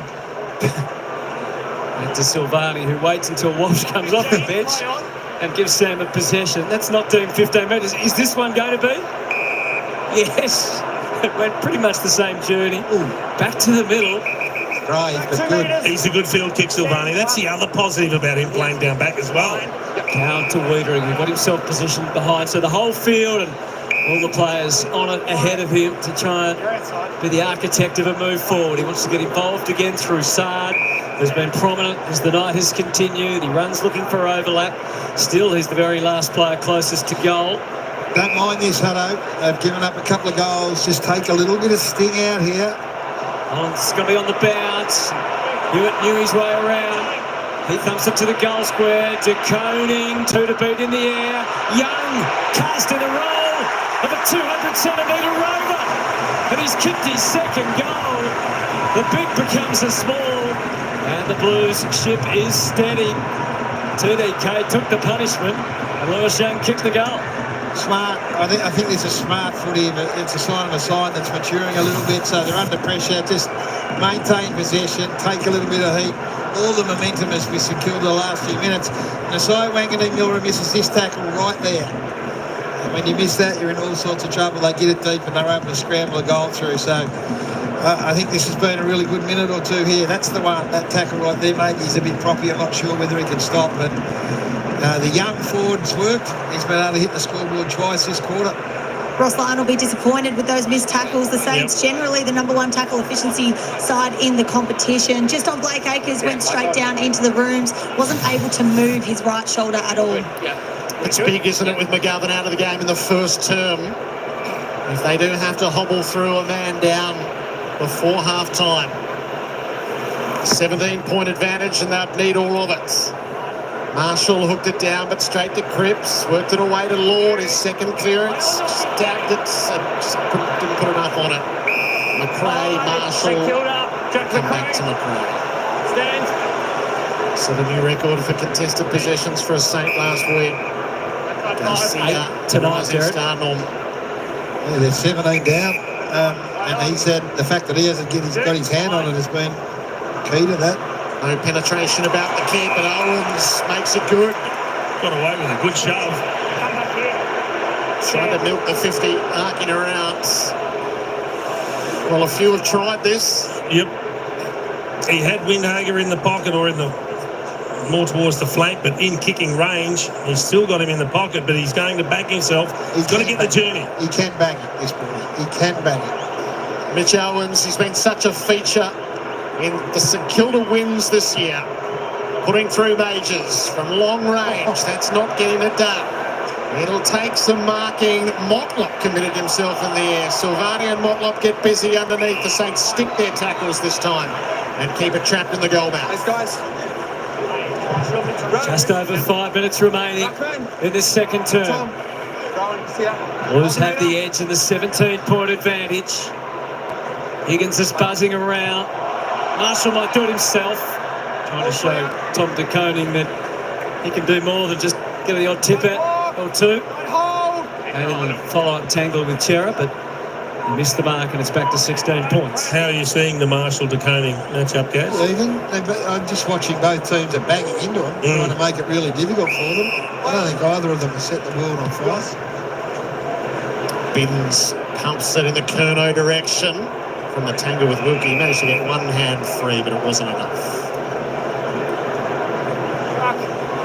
5 to go. St Kilda to trim this up. McKay heading forwards. De Koning protects the space. Knocked it straight to Hill though. Fumbled it, so De Koning gets a fresh look. McKay positioned himself up the line. Couldn't gather initially. Then dispossessed. Stop it in will. Pushing it back, St Kilda. Okay, so steals ball. Just getting where the Cowans has also gone down the race. He did, yeah. He did. So they might be right up against it, the Blues, on a health front. Owens was the target. Haynes came out. Filippo changed his mind, improvised, had the kick smothered. Blues trying to find the way out. They haven't got the footy anymore, though. Owens, Haynes has swatted it straight back. It does work. Hewitt played for the high and got it. Careless from Windhager. To the mixed reception you'd expect. Right half back. His advantage is 16. Two guns are down the line. McKay flew for it. Curnow double back. Cash Carlton win possession. They haven't done that yet. They won't immediately. No pry. Thanks. No pry, the call. Harry, give it to me. Give it to me. Right, Tom, Robin. Marshall and De Koning again. Marshall almost had his way. Hill, a helping hand, an effective one to steal.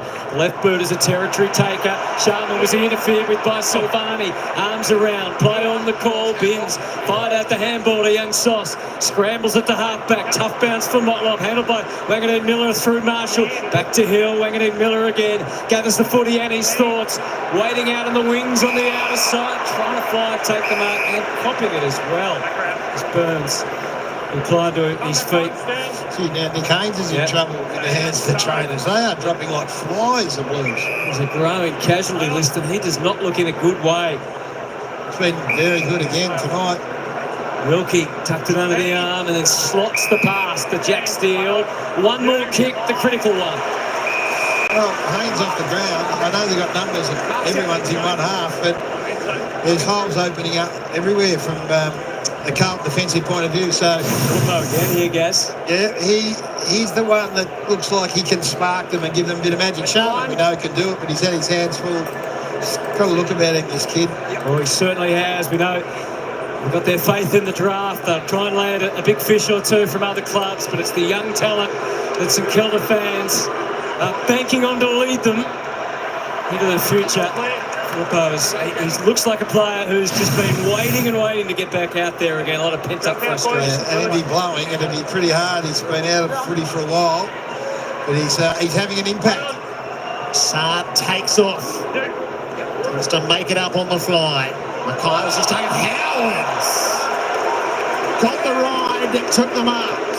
Makes a difference, Jared. Look at where they're winning the footy back now, St Kilda. All of a sudden, they're going to go back inside 50. Dougal around the Wanganeen Miller.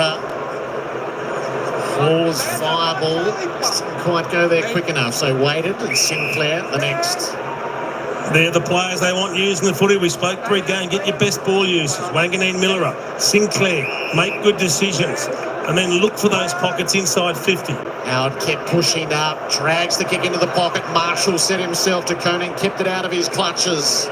Hewitt and Sarchi, that's a risky kick. Sinclair sits underneath and wins it right back. Oh, searching for it, it's not 15, so it'll still be dealt with. That didn't pan out at all, did it? Punishment fully worn by Hall as a result of it. He could have got one high, a little unlucky. In the middle of the Holland brothers, Holland's brothers. Tries again, and this time cops it from the umpires. It's harsh, isn't it? Such a split second between whether you had prior or not. Trying to run through the contest, I guess. Inns places it for Hewitt. Having a stellar season, as we mentioned. He's going to be winning their best and fairest, Hutto. He's played that level of consistency. 15 disposals again tonight. Had 32 last time against the Saints in that dramatic conclusion to last year's home and away season. Kicked the opening goal on that occasion. Silvani heaves it down the line. De Koning had both feet planted, jumps up. Your kick. What did his arm? Kick goes, going to Howard. Has made an impact in the air in the last few minutes. Off to Wilson, darts away. He had McKay covered. He tempered the kick well for Steele, who wanted to roll and go on the outside. Now back through the in. Deep to Sharman, who's got to run up at this, but so is Wiedering. Can't drag it down. Saints fight on. Higgins turns out the handball to McRae. Same deal. Hall. Who's going to be the kicker? Wilson on the curl to the goal square. Sharman again the spoil. Fell for Sinclair. Gave it off to Garcia. Nab one last week. Can't get it online here. See some good pressure applied. Keeping the ball alive in the forward 50. Just unable to get enough time to get a quality snap at goal. Blake Acres back up on the bench, got that right shoulder strap. Nick Haynes was feeling down the back of his neck, so obviously got Cooper Sharman's boot into the back of the head, which would have hurt, so we'll just keep an eye on that. Still on the bench. Thank you, Ruse. Must be the last minute or two of the quarter. Charlie Curno's in the back pocket. 3 goals next to his name, but the Blues intent on keeping the score exactly as it is. It'll be job done. St Kilda came late, but weren't able to convert most of their chances. Carlton deserves their 14-point lead at half-time. But this game is a long way from being over. The doctors and their assessment of the injured Carlton players will be pivotal to what is ahead of us, Jason Dunstall. It certainly will be. We hope they've got a full list to avail themselves of in the second half. But it's been a good fight back from the Saints. It could have been a lot worse. This game was hanging on the edge whether Carlton might run away with it. But in the second half of that second term, they were able to even up the territory. So all of a sudden the inside 50s are just about on a par. They're still a little behind in the clearances, but they've definitely tipped the balance back in their favour in terms of momentum and starting to have some repeat entries up forward. Put a little bit of pressure back on Carlton for the first time. Just unable perhaps to get the reward that they deserved. So the Blues led by 24 at one stage, but Gary Lyon, the margin is 14 right now, with the Saints kicking 2 of the last 3 goals. The game is well set.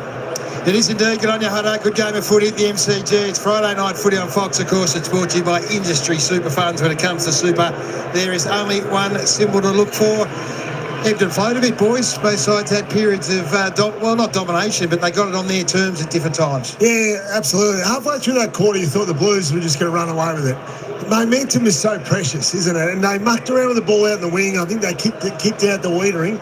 And from that point on in the quarter, St Kilda got back into the game. They just they left the door ajar for them. Well, Blues have been great. Ross Lyon spoke about before the game. When they're plus 30, they win games of footy in contested ball. When they're even, they lose them. But they've been up. They've been up, in the double figures, up plus 20 at times through that quarter, through that half, and they've been excellent around contests, and it's given them a chance to fuel their ball use, which has been pretty effective also. Geordie, talk me about where Carlton have been able to win the footy back through the middle part of the ground and then go on and score. Yeah, so I think they've gone to work on the way that St Kilda want to move the ball. So there's been a lot of short kicks, so clearly trying to avoid going to Jacob Wiedering. So Carlton have been able to identify that, get numbers around that particular part of the ground, and then be able to rebound off that. I think one of the other impressive things about Carlton is the ability to break the tackles, to go from a contested situation to then get the ball into the open spaces. This is a terrific kick, and by Will White running down the open side of the ground. Well, as good as that was for Carlton, that'll be an edit that Ross Lyon will be showing St Kilda side. He's out 5v1, and Walsh was able to shed 2 tackles and then be able to find time and space for that goal to happen. And that's why we're seeing this occur. The Blues have been very good through the midfield. Before St Kilda even got on the board with this, the Carlton had the first 3 goals from midfield turnovers. So they've really dominated through the middle of the field, sweating on the Saints' mistakes and being able to go back the so other I think way. Saints a little bit too cute out of back half, so you'd expect them to maybe go a little bit longer to avoid this type of punishment. Well, they got a bit more aggressive in the last 10 minutes or 15 minutes, and they were able to kick 2 goals because they were able to win some midfield 50-50 ball. What's happening in the centre bounce, Shorty? Well, I think where St Kilda need to improve, not only centre bounce but certainly around the ground, is their balance, and especially the lateral players not getting sucked into the contest. So what was a really significant part of their game last week was contest, get numbers around the ball, really try and suffocate the opposition. In the early part of this game, on that occasion, it was Darcy just to get sucked into the contest, allowing the Carlton Football Club to get on the outside once again. You can just see here, wing v wing, primarily your role is to cover the outside, let the boys go to work on the inside and not allow this. It was rectified in the second quarter, which was great, but certainly lateral of the contest in the first quarter and a half of Carlton was a really fruitful area. That was a stage of the game when it was very much looking like a Carlton game. They're winning contests, they're winning clearance, and they had the game very much on their terms. Well, it ended up plus 11, but if you took it when Carlton went 26 points up, it was plus 22. So that Ross Lyon will show that. He goes, boys, in the last 10 minutes, when we're able to at least match or even get in the positive in contested possession, we're the last 7 shots on goal. So that's it was the clear message coming into the game. It's a clear message at half time. The coaching for St Kilda is going to be really interesting to see how they attack the second half, and in particular the first 10 minutes out of half time. Harvey Norman highlights. Let's go to the big key matchup that we spoke about so much pre-game round here. It's Callum Wilkie take on Charlie Curnow. Curnow did what not many players have been able to do. That's right, and different to last week, he had the service, didn't he? He had territory. They dominated our centre bounce. They had a lot more ball, but I thought he was outstanding. He challenged Wilkie. He tried to get in behind him, so obviously Wilkie had to grab and go away some free kicks at times. I think he's gone to work on what Wilkie did Josh Tracy last week, so he wouldn't give him his back bucks. There's no question about that. Technically, I thought he was very good. Yeah, well, and Tracy didn't do enough early work last week, and Charlie's doing exactly that. And Wilkie was really clingy last week and got away with a few. But if you've got that early movement, as you would know, you allow the umpire to make those calls, and you've got a holding free kick, and then it's advantage Curnow, because Wilkie needs to adjust the way that he defends him. What about the Saints small forwards? Jack Higgins has been a target often coming out of defence. Well, he has, and Maxwell's been the highest rated player on the field. He's like those two in particular have been quite damaging and dangerous, especially in that first 5 minutes when it looked like the Saints were the ones that were slicing and dicing. But I think Sinclair and Wanganeen Miller are getting off half back. Higgins is able to get in the game, and he's either setting up goals or kicking them himself. And they really need to step up if the Saints are going to be able to convert from their opportunities through the midfield, especially if they can match contested ball as they did in that last time. And I think especially the reluctancy to go long because of the Wiedering contest. It's interesting, isn't it, now that Haynes could be gone, McGovern's gone, so they are weak in there behind the ball now, so there is opportunity if the Saints midfield, like they did the last 10 minutes, can start to break even around the midfield, guys, and get some territory. We'll go to Johnny Ralph now. We'll find out exactly what the state of the play is, because right now there is carnage everywhere in this Carlton footy side. Ralphie, what can you tell us? Well, at one stage Carlton was down to a single rotation there, so Mitch McGovern has gone to hospital for x-rays on that chest. As Ruby told us at quarter time there, he was struggling to breathe, and so for a comparison there, we saw with Mac Andrew in a late February incident in a practice match. He had a bruised sternum and missed a month, and so with Sydney and ZWS coming up, they'll be desperate for him to be be okay, but certainly to have a better diagnosis than a month. Blake Acres went to tackle Jackson McKay, immediately grabbed at that right shoulder. So whether that is a dislocation or whether just the old-fashioned stinger, he certainly was able to come back onto the ground now with both of those shoulders strapped. He'll be ready for the third quarter. Nick Haynes had 110 grams of Cooper Sharman collapse onto him. Now, he was very ginger. He grabbed at his neck. Haven't got confirmation from Carlton, but there is a chance that he has been, ruled out with concussion. And so here it is. You can see the back of Sharman's boot really collapse onto him. A lot of pats on the back from those Carlton staffers. It did seem like he was potentially done for the game. And then Lockie Cowan grabbed at the back of his leg. Again, not confirmation from Carlton there, but he didn't emerge from the rooms. And so there is a chance that he will not be back either. So at best, 2 on their bench, potentially down to 1. Ooh, that does make things interesting. A 14-point margin probably just about squares it away if they're down to 2 rotations on the interchange bench. So, hey, we'll take a break. It's a big night here at the MCG. We're celebrating this man's life, Danny Frawley, who's been a great friend and colleague of us all, and his family have gathered to make this a big night tonight. And we sit back and we reflect on this man, and we miss him dearly.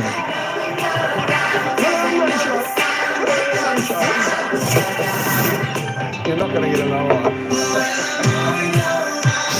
all right, half-time, folks. It's half-time here at the MCG. Carlton continue to lead this game, 8-6-54. The Saints 6-4-40. Carlton putting on 4 goals, 3 in that second term. St Kilda a little bit wobbly on the kicks there. 2 goals, 4. There we go. Tell you what, she's shaping up to be a good game. It looked as though Carlton were going to get away a little bit from St Kilda there, but the Saints kicked the final 2 goals, and then the final 10 minutes of that second term was just it was a bit of a tug-of-war game. A couple of players there getting injured for Carlton, as I was saying. McGovern looked like he copped a nice one in the chest. A little bit hard to breathe, I can understand that. He probably got super winded. Wow, it was a fairly big hit, but it was a it was illegal. It was a legal hit. I think when McGovern sort of put his arms across his chest a little bit and copped the impact, it probably just impounded on that part of his,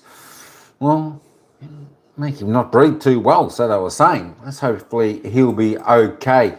But it looks like Carlton could be down a rotation on the bench. So if St Kilda can get their running game going, you just never know what's going to happen in the second half here, folks. 55% of people have polled for a Carlton to win. 45% St Kilda. Hey, shout out to Liam. How you going? Welcome in. Stephanie says, let's go the Saints.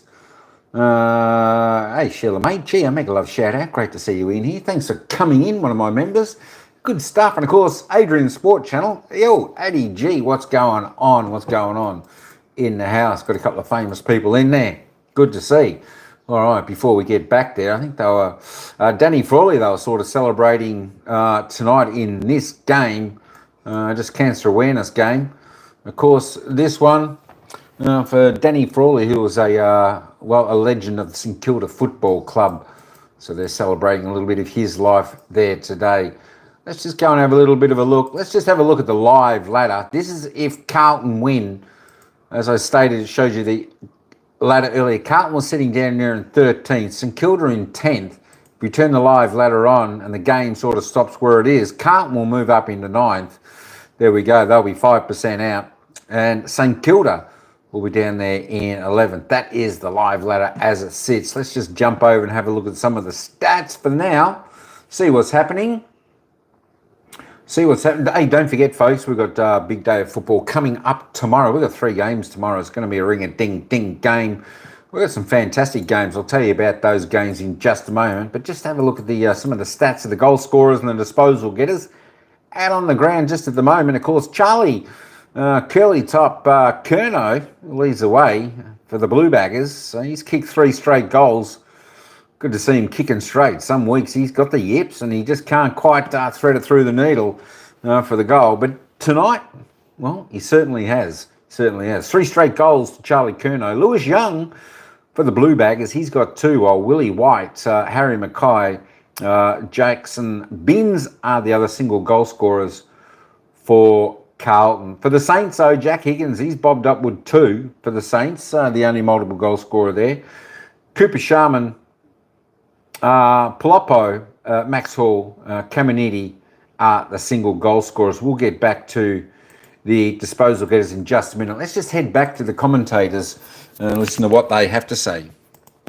Go on these country bus tours around all the schools and that, do the footy clinics, and obviously Spud did it with you for a long period of time, so he had some of those old tricks, but he'd always tell the Plugger stories. At the end of the day, we'd have a couple of beers, and the day he'd telling us about when him and Plugger, they didn't really want to go to train. It was a little bit hot, so they rang Darryl Baldock, the coach at the time, and said, it's a bit hot, Doc, we can't make it, but they'd actually gone to Luna Park and decided to get on the Big Dipper, and unbeknownst to them, a photographer from The Sun back in the day took a photo of him sitting up on the Big Dipper. It was in the front page of the paper the next morning, so they had a bit to answer for Doc Baldock, but they were great mates, best of mates, and they had many countless stories, some of them we can't tell on live television, but magnificent times. Bucks? Well, Spud was working under Tony Shaw as a VFL coach sort of in the late 90s, and young Tarka Lockyer came across and he lacked a bit of condition.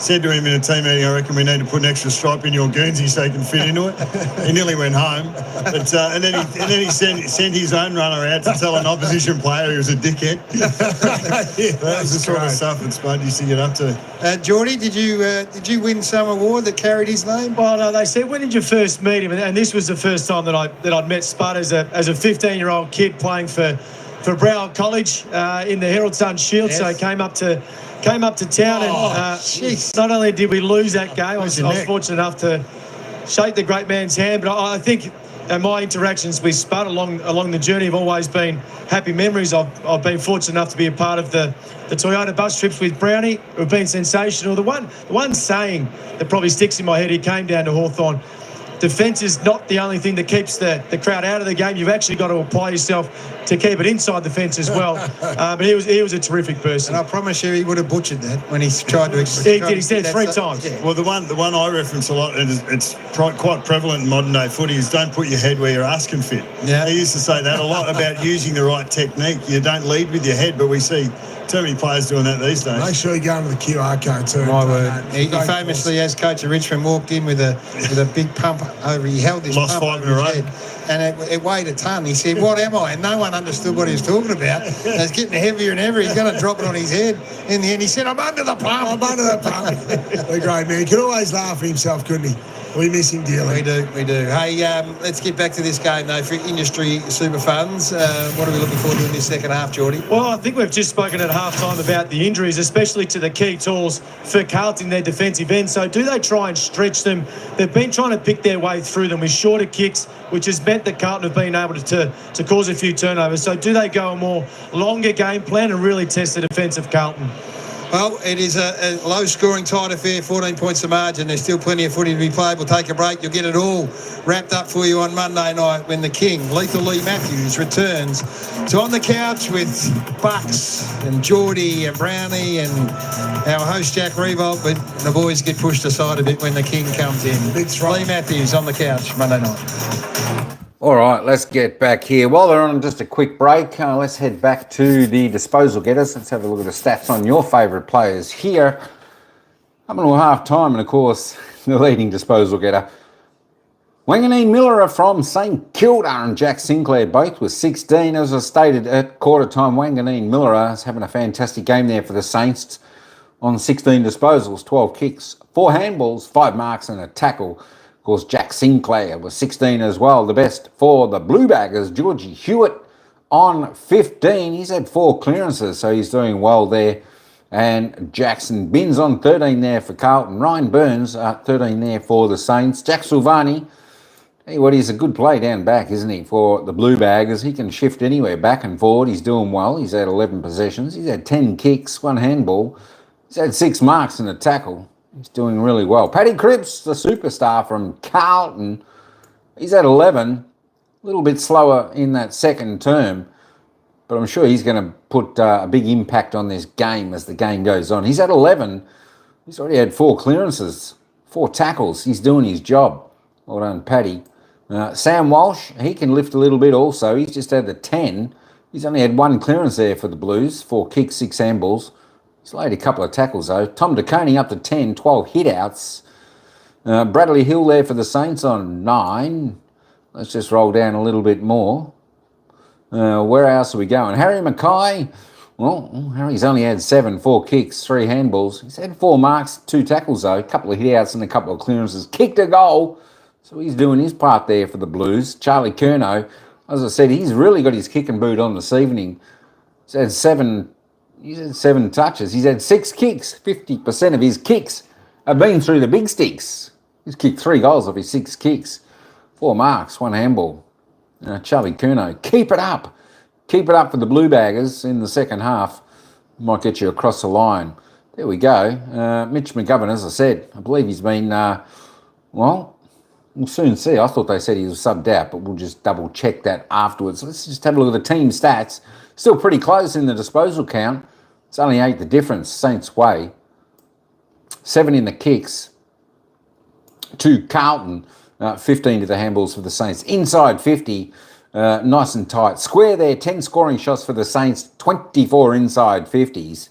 For the Blue Baggers, 25 inside 50s, 14 scoring shots.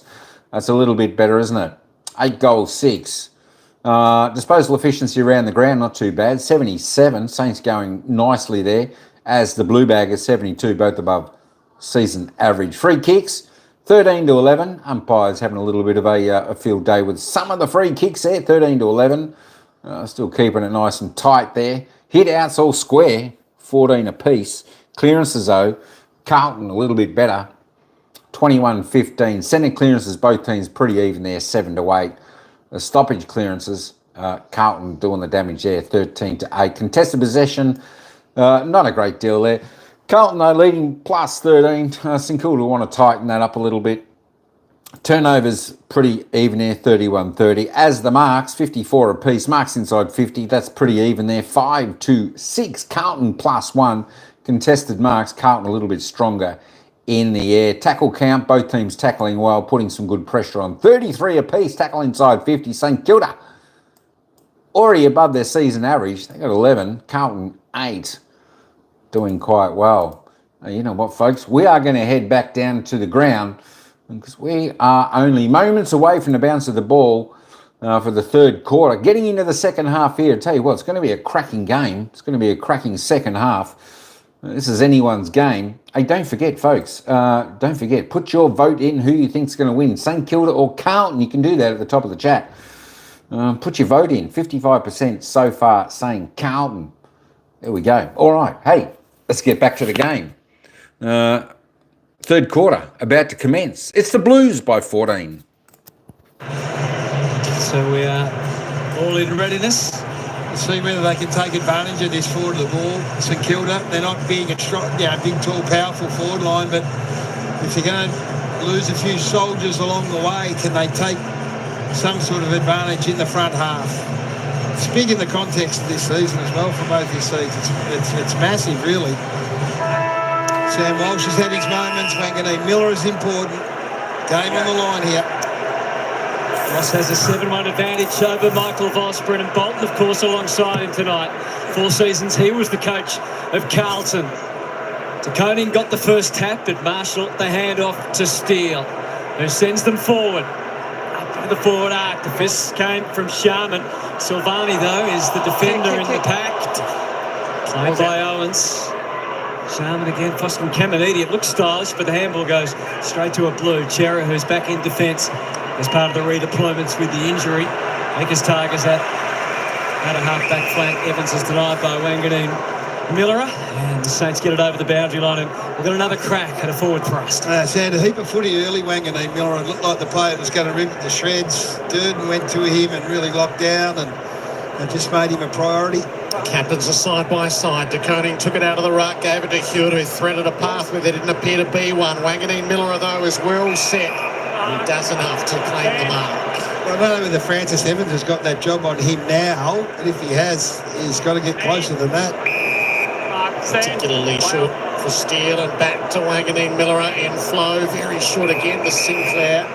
Evans hangs on for a long time. A long time. Slow play inside. Pick out what's there. That's Garcia. And around now to Stalker. What can they find up near the hot spots? Stalker Sets it up for Owens, crushed late by Young, and over the boundary, Windhager. Tom, you up? John's frustrated. 8 disposals tonight, but hasn't been able to contribute on the scoreboard. There's no free kick for him there. Critical opening minutes of the third term. Big crowd hushed. Both ruckmen. And it's a free kick as they both went thudding into the turf, going to Tom De Koning, muttering some words as Rowan Marshall, potential future teammates. De Koning onto his left. Can anyone get a run and jump? Not really. Up went Cripps and the ball fell under the lap of Curnow. Holding rhythm or system yet. Underway, so Kilda straight to him. Jack, straight to his Jack. Free kick to steal. Replay of the ruck decision a few moments ago. Deep mystery of Rucklow. Yes. Just pops the kick into the pocket again. So their entries are really wide at the moment. Owens had a run at it. No dice. Walsh displaced. Sinclair. And now on the rebound, McKay. Is either going to be a Carlton mark or a behind, and Benz tracks it all the way through for a minor score. The Blues have just confirmed Lockie Cowan is done for the day with that hamstring injury. The free kick was Charlie Curnow handballed it to Patrick Cripps rather than the umpire. Yeah, and he didn't look happy, Patrick. He was like, what are you doing that for, Charlie?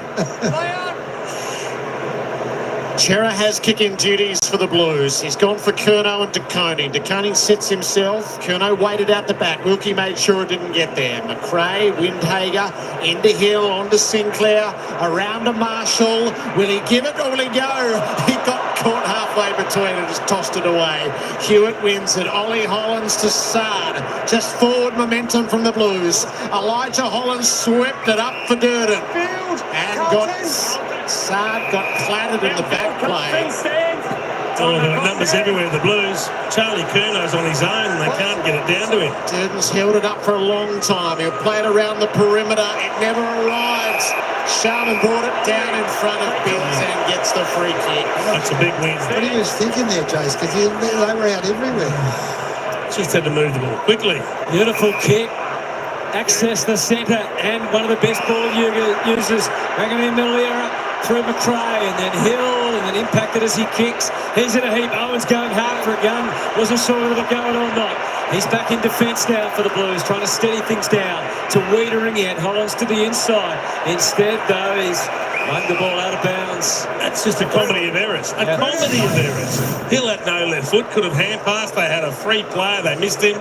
And then the Blues kick it out on the full going back the other way. There was one great effort in amongst them. That was Adam Sard. He picked himself up and dusted himself off and put great pressure on. Sharman to McRae. He was trying to find something to his liking. Nothing compelling.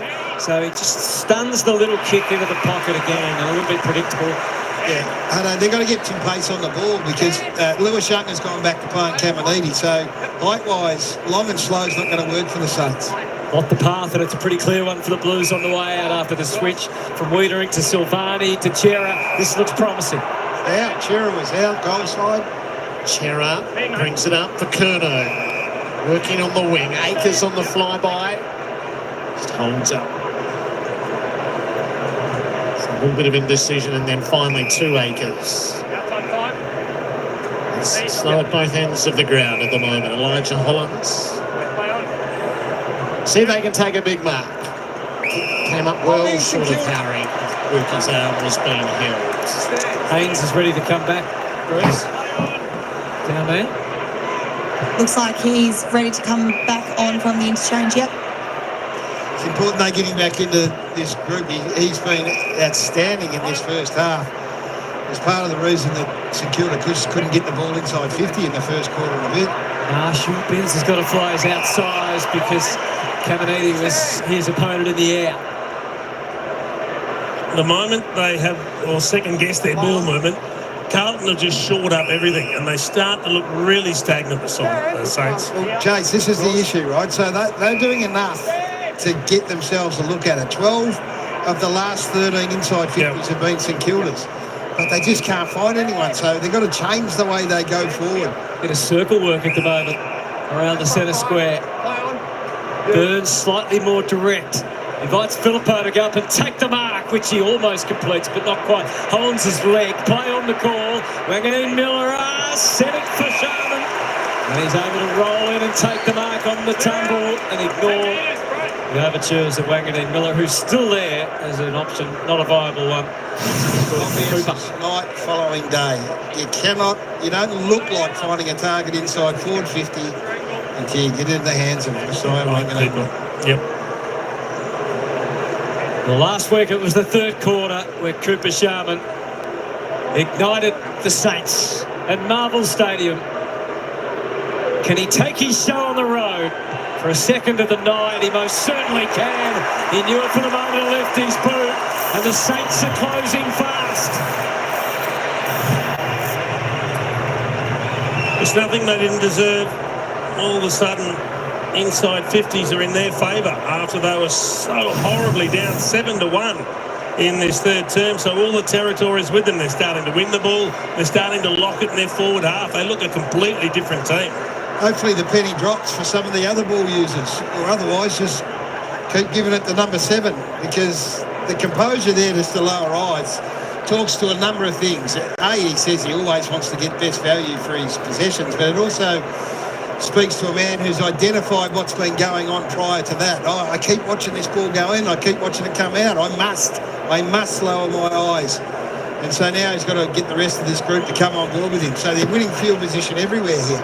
There was a fair bounty on that goal, and the Saints have got it. Hewitt gets to work in the middle, but he's overwhelmed. Boxall gave it up. Elijah Hollands sends the Blues forward. It's an awkward ball to deal with. Stocker one way, McKay the other. So got to get a hand to it. Motlop onto it. Brought down. Dougal Howard aware of the danger. Leave the ball. Tom Rowan. Saints doing all the tackling. They've had field position. The Blues trying to build on this venture forward. Marshall out the side. Too close to the boundary. Nothing illegal. Despite the pleas of players and crowd alike. Yes, it's a long way over. Marshall and De Koning, enthralling duel. And the foot she comes. Walsh turns tackler. Stuck in the jam.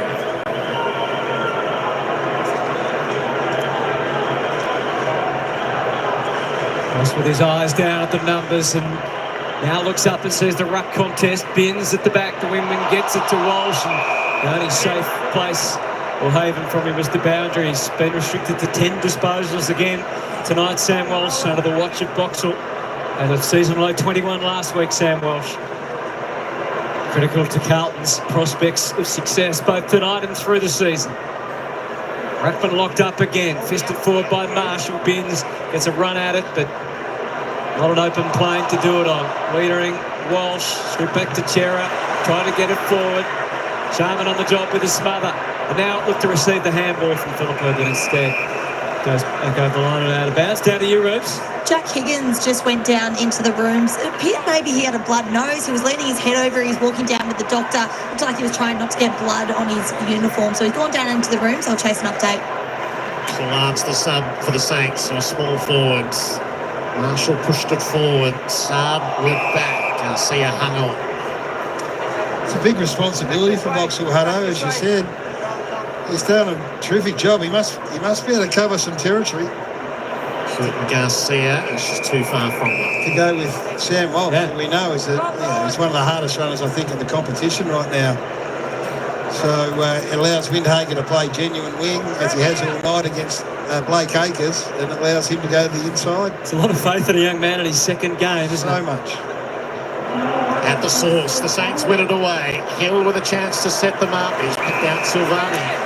He hasn't had his usual surety in terms of disposal. Brad Hill, it's just been a little bit hit and miss. It's not much good. So they're on the back foot a bit here, aren't they, Carlton? They are, thanks. Yeah, ball's living in one half of the ground at the moment. Just can they deliver enough punches in Kilda? That's the question. And the deliver is the key to the message here. So this looks like it's a bit predictable and long. Get a contest, get it to the ground if they have to lock it up. Wilson, Philippo made the move. The kick was even shorter to Marshall. But at least it was a kick to a contest that favoured the man in front, which was the teammate. Kick to the advantage. There's nothing wrong with kicking to a 50-50 if you can tilt it 55-45 in your teammate's favour. It's not a great kick, but it gives him a chance in front, and there's no one else coming over the top. Well, he'll enjoy this. He'll enjoy this, I'm just about to allude to that, Gary. 2 goals 4 for the season. He's always been a ruckman that's been able to do more than just get a hit out. He's been able to push forward. And he'd just like to remind everybody just what he can do. Unfortunately, he needs to be a little bit straighter than that. It started on quite a good line there, but just pulled it a fraction. 2 behinds tonight for Rowan Marshall. So it's 9 inside 50 for the quarter to 2, Jared. They've given up just a goal, this Carlton defence from the 9 insides. Can the Blues find any run and open space to work the ball into? Young has turned around once or twice. It's going to have to go back to Young. This can get sticky. Haynes needs the target. Wiedering stayed wide. Side on the run by, goes wider. Silvani to set up for Elijah Hollins. Sinclair can do nothing about it. Again, it's kick mark, it's slow play. It's dried up for Carlton in a big way. 9 of the last 10 scores have gone St Kilda's way. Higgins back up on the deck, which is good news. No Mark McKay, wide out the side to Akers and out at Curnow. What's he got? 2 on 2. He hasn't gotten to Coney any favours. Marshall to spoil. McRae underneath gave it up. Cripps to set it up. Webster had to be good. He was good enough initially. Now they're going to tie it up, the Saints, and tie it up they do. Hasn't been here long enough. They've got to work hard to keep it in, Jason. Give their defenders a spell. Try and work some clearance magic here. To Coney. Well threatened. Sinclair batters it away. In line for Wilson. He knew what was coming. It was Chera. Stuck to task. Doesn't get the affirmation from the umpire that he did from the crowd for his efforts. Great tackle, though. Really important tackle. Gives them another look at it. The arm came clear. Not sure Wilson really tried hard to dispose of it. It was a fine line. He goes the second time, does the youngster. Saad, the cut and thrust of it all. McRae and Cripps in a standoff. So much experience and heart between those two. This is getting tight. It's contest to contest stuff now.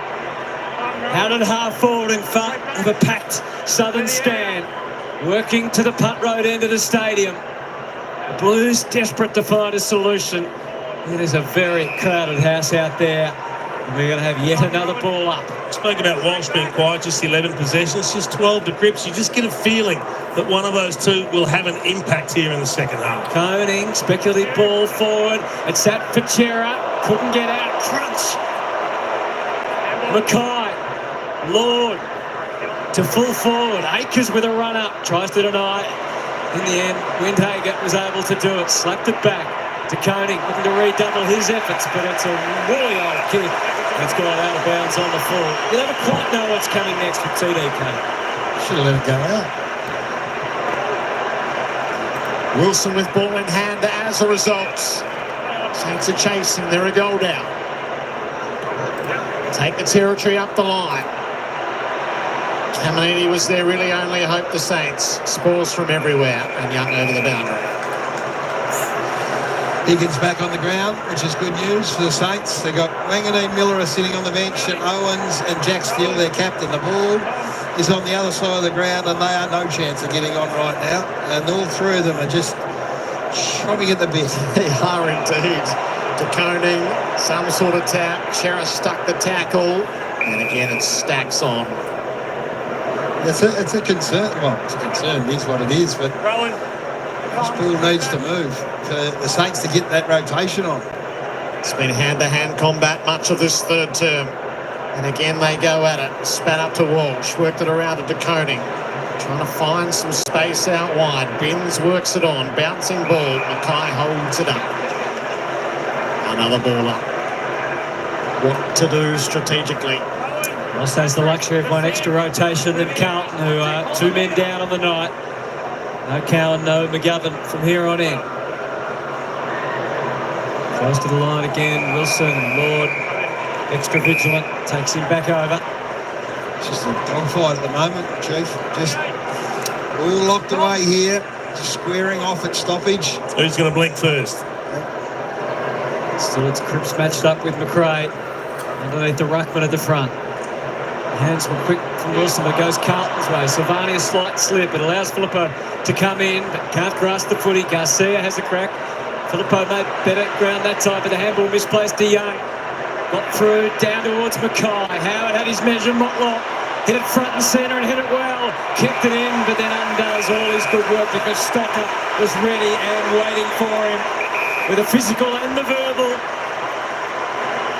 And the tensions are just slowly just bubbling away, smouldering here at the MCG. 8:23 to go. Big occasion and so much riding on it from a seasonal point of view. Marshall brought it down. There's no escape. So Dougal Howard's just boxed on really well against Harry, and Callum Wilkie's given up the first 2 goals. The other goal was against Howard with Kuno, so those matchups are starting to hold up. Evans got it to Lord. Toss it up to full forwards. Trying to mark who is it? was O'Connell. You'd want to do that. Jump ball. So O'Connell's choice is a big one to reach around and try to mark. White splits it with him. Yeah, it was definitely the first touch to O'Connell, but not all of it. Dougal Howard hacks it away. High hanging ball. Haynes read it well. So straight back inside for the Blues. De Koning set up. He takes the mark. Well, we saw Rowan Marshall have a chance at the other end. This time it's De Koning that found space in the pocket. Marshall couldn't get there. He thought the kick was going long towards the square. Now De Koning gets an opportunity as Marshall comes off for a spell. Number 6 for Haynes, marking the ball off the opposition's boot. I was about to say, it's the resurrection of Nick Haynes. These 2 rucks have thrown blows at each other, and they have each missed in this term when they've had their go at goal. He's taken 6. Jack Suwani's taken 3, and they are dominating that space as well. And it's one of the real pluses for Carlton. It was a one-man wall with Wiedering previously in seasons past. Now he has some help. Sinclair, a bounce, takes the territory. Haynes flying again, but Owens. Right, beautiful leap from the side, showing his marking prowess. He had a call a long way back, so he's given up 50, which is plenty to Wilkie, because Carlton knew it was coming, so it's not the quickest of switches.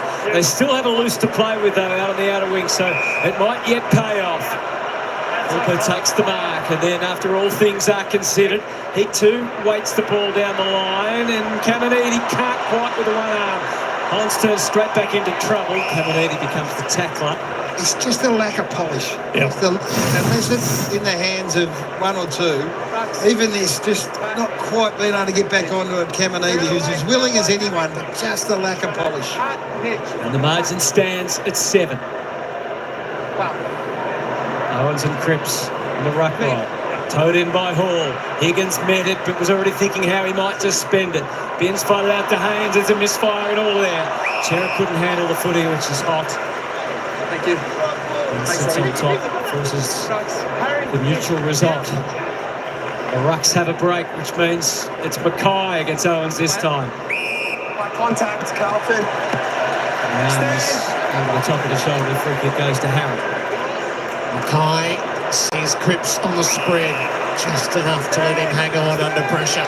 Hasn't been much fun, particularly this quarter, where there's been chains of handballs, bit of stop-start stuff, take the mark, go to ground, get up, kick back over the mark. Hasn't been a heap of that, the ball moving from one end to the other. Stand there. Hewitt with it halfway. Drawn to McKay. The switch is on, and they will take a long way back to Wiedering. Just to wait. Haynes makes ground. So from the members' side, Haynes can set Carlton up, but everybody ahead is manned. There is rigid discipline. I think that's why, Joe. I mean, it is genuinely one-on-one here. So it's a high-risk kick on the inboard. Wilkie gave away the free kick. Saab was going to be waved on, decided not to take it. Kerno's got the shorts. Lord turns, stabs for Harry. one of the first, a few times this quarter where a player has taken the mark and been able to swing and go without having to go back over the mark, and that's what a forward loves. Worked hard, Harry, up and back, and his opponent, Dougal Howard, I don't know what he was thinking, but he got caught 20 metres away. A little bit of a handover, but no one took responsibility. The chances are increasingly rare, so you want to grasp them. McKay hasn't hit that at all. Slides away for a throw-in. It's just regressed, this game. Isn't it? It's regressed. The block thickens, it's turning into a real battle. It would turn your hair blue, a kick like that. Oh. Wanted an exhibit of regression. That was it just there from Harry. But he has to butter up now in the ruck. Spills out. Handball goes straight to Burns. Green tonight. Hollins. Elijah's kick was smothered. O'Connell. Lord. White crashed as soon as he picked it up. Cripps. Evan, he can't find an exit. Crowd just crying, ball, ball. Why not? Ball. It's a ball up. They're trying. Hewitt's kicked a goal from the pocket, but sorry, George. He celebrated, not realising the game stopped 10 seconds ago. Gee, it's been tough. Imagine trying to get a kick in there. No flow. No flow. She's just locked down. Stoppage after stoppage. Contested after contested. Cripps rucking. Is he the most likely to break through? No. No whistle again. Hall, a slight double grab. Oh, is Windhagen taken high? No, again.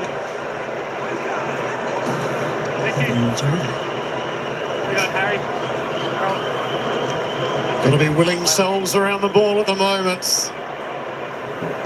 Yeah, it's gone into a really ugly phase, but that's okay. It's just someone's got to. Well, both sides can't give or yield, otherwise, yeah, they won't be able to claw it back. That's the issue here. McKay to Hewitt. They've got Binns out the side. He stabs, didn't get enough on it.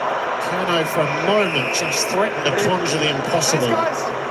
He still looks dangerous every time he attacks the footy, Charlie Curnow. It's whether they can get enough ball in his area. It moves ever closer to goal. One good touch, one short kick. McKay, he let it clear them, and Binns, not the short kick, it hangs for a long time. Durden, flat bang into the tacklers. It's lived at either end. So there's been 19 inside 50s for the quarter. So it goes from one end to the other. They just can't score. One goal only, and that was St Kilda's, which means the margin is back at 7. Cripps with a sneaky little crack at it. And he wasn't far off the mark either, the Carlton captain. And the Blues are now 8-8-56. The Saints 7-6-48. Miller brings it back into play on the long kick. Saints sort of have 2-on-1 initially. Caminiti worked it on to Garcia, did a bit of dancing, off to Burns, trying to get it for the play. Wilson, will he turn and go? It's not really in keeping with the genre in this turn. No. Second guessing and hesitating has been the order of the quarter. Steele couldn't get it against Haynes, and the moment passes for St Kilda. It's like they've both got into their shells. Jace, they don't want to take a risk. They don't want to just turn and go and play on and just trust that there's something ahead of the footy. But every time it goes inside 50, there's 25 players around every stoppage from there on. It's so difficult to exit. In front of the worn stands. Cripps underneath. Steele. There's no more efficient tackler in the game.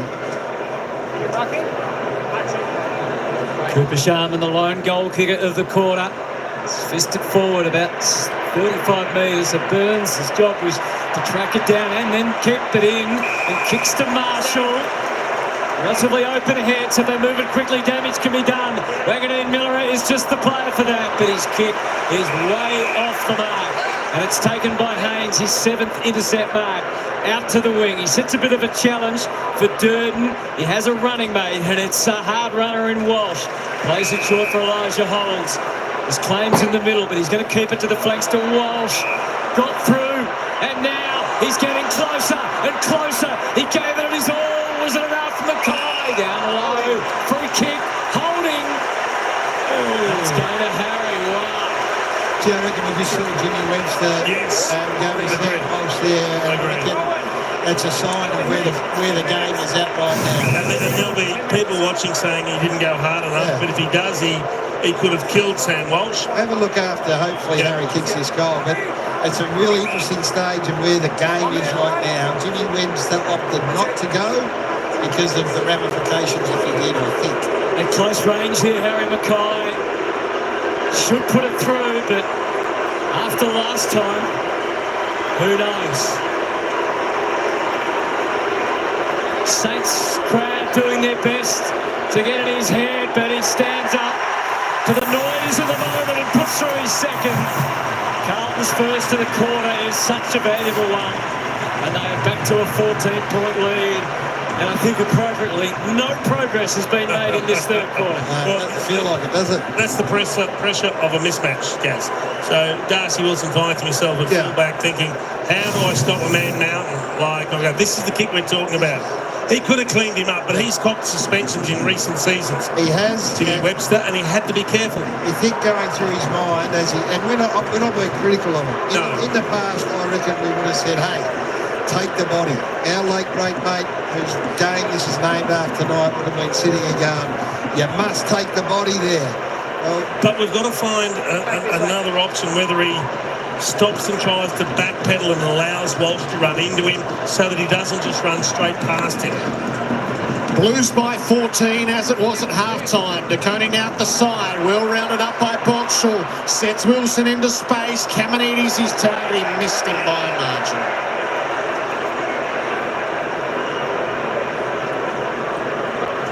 You want to hit that or hit it to the top of the square. So you get the centre clearance, you get to lock the ball in your forward 50. Can the Saints go to work now?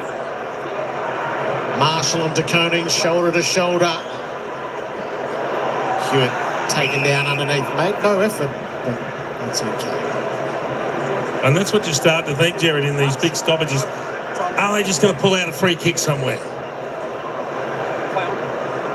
Blackman nullified each other. Sard put it back to the hot mess. Walsh worked it away to Elijah Hollands, didn't take it. Steele just trying to jar it from his grasp. Cripps gets on the spot. Hewitt fed it up. Akers on the turn. Knocked down by Sinclair. Can the Saints turn that into something? Pressure swarming.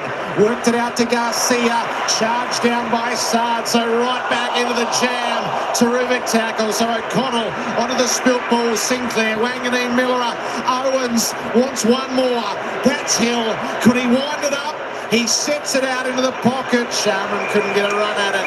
Wiedering did his work early. He's done some strange things with the footy tonight, Brad Hill. He's had opportunities and he's just been on a completely different wavelength. Yeah, that passage of play summed up the whole game there. There's smothers, chase tackles, the ball didn't move. Throw-in drops a little short. Binns read it well. He handballs just to try and get as much of a reprieve as possible. Hill has another crack. Sets it up top of the square. Blues well stopped. Fisted out of there by Young. Sinclair. The ball's in good hands. Well, it was.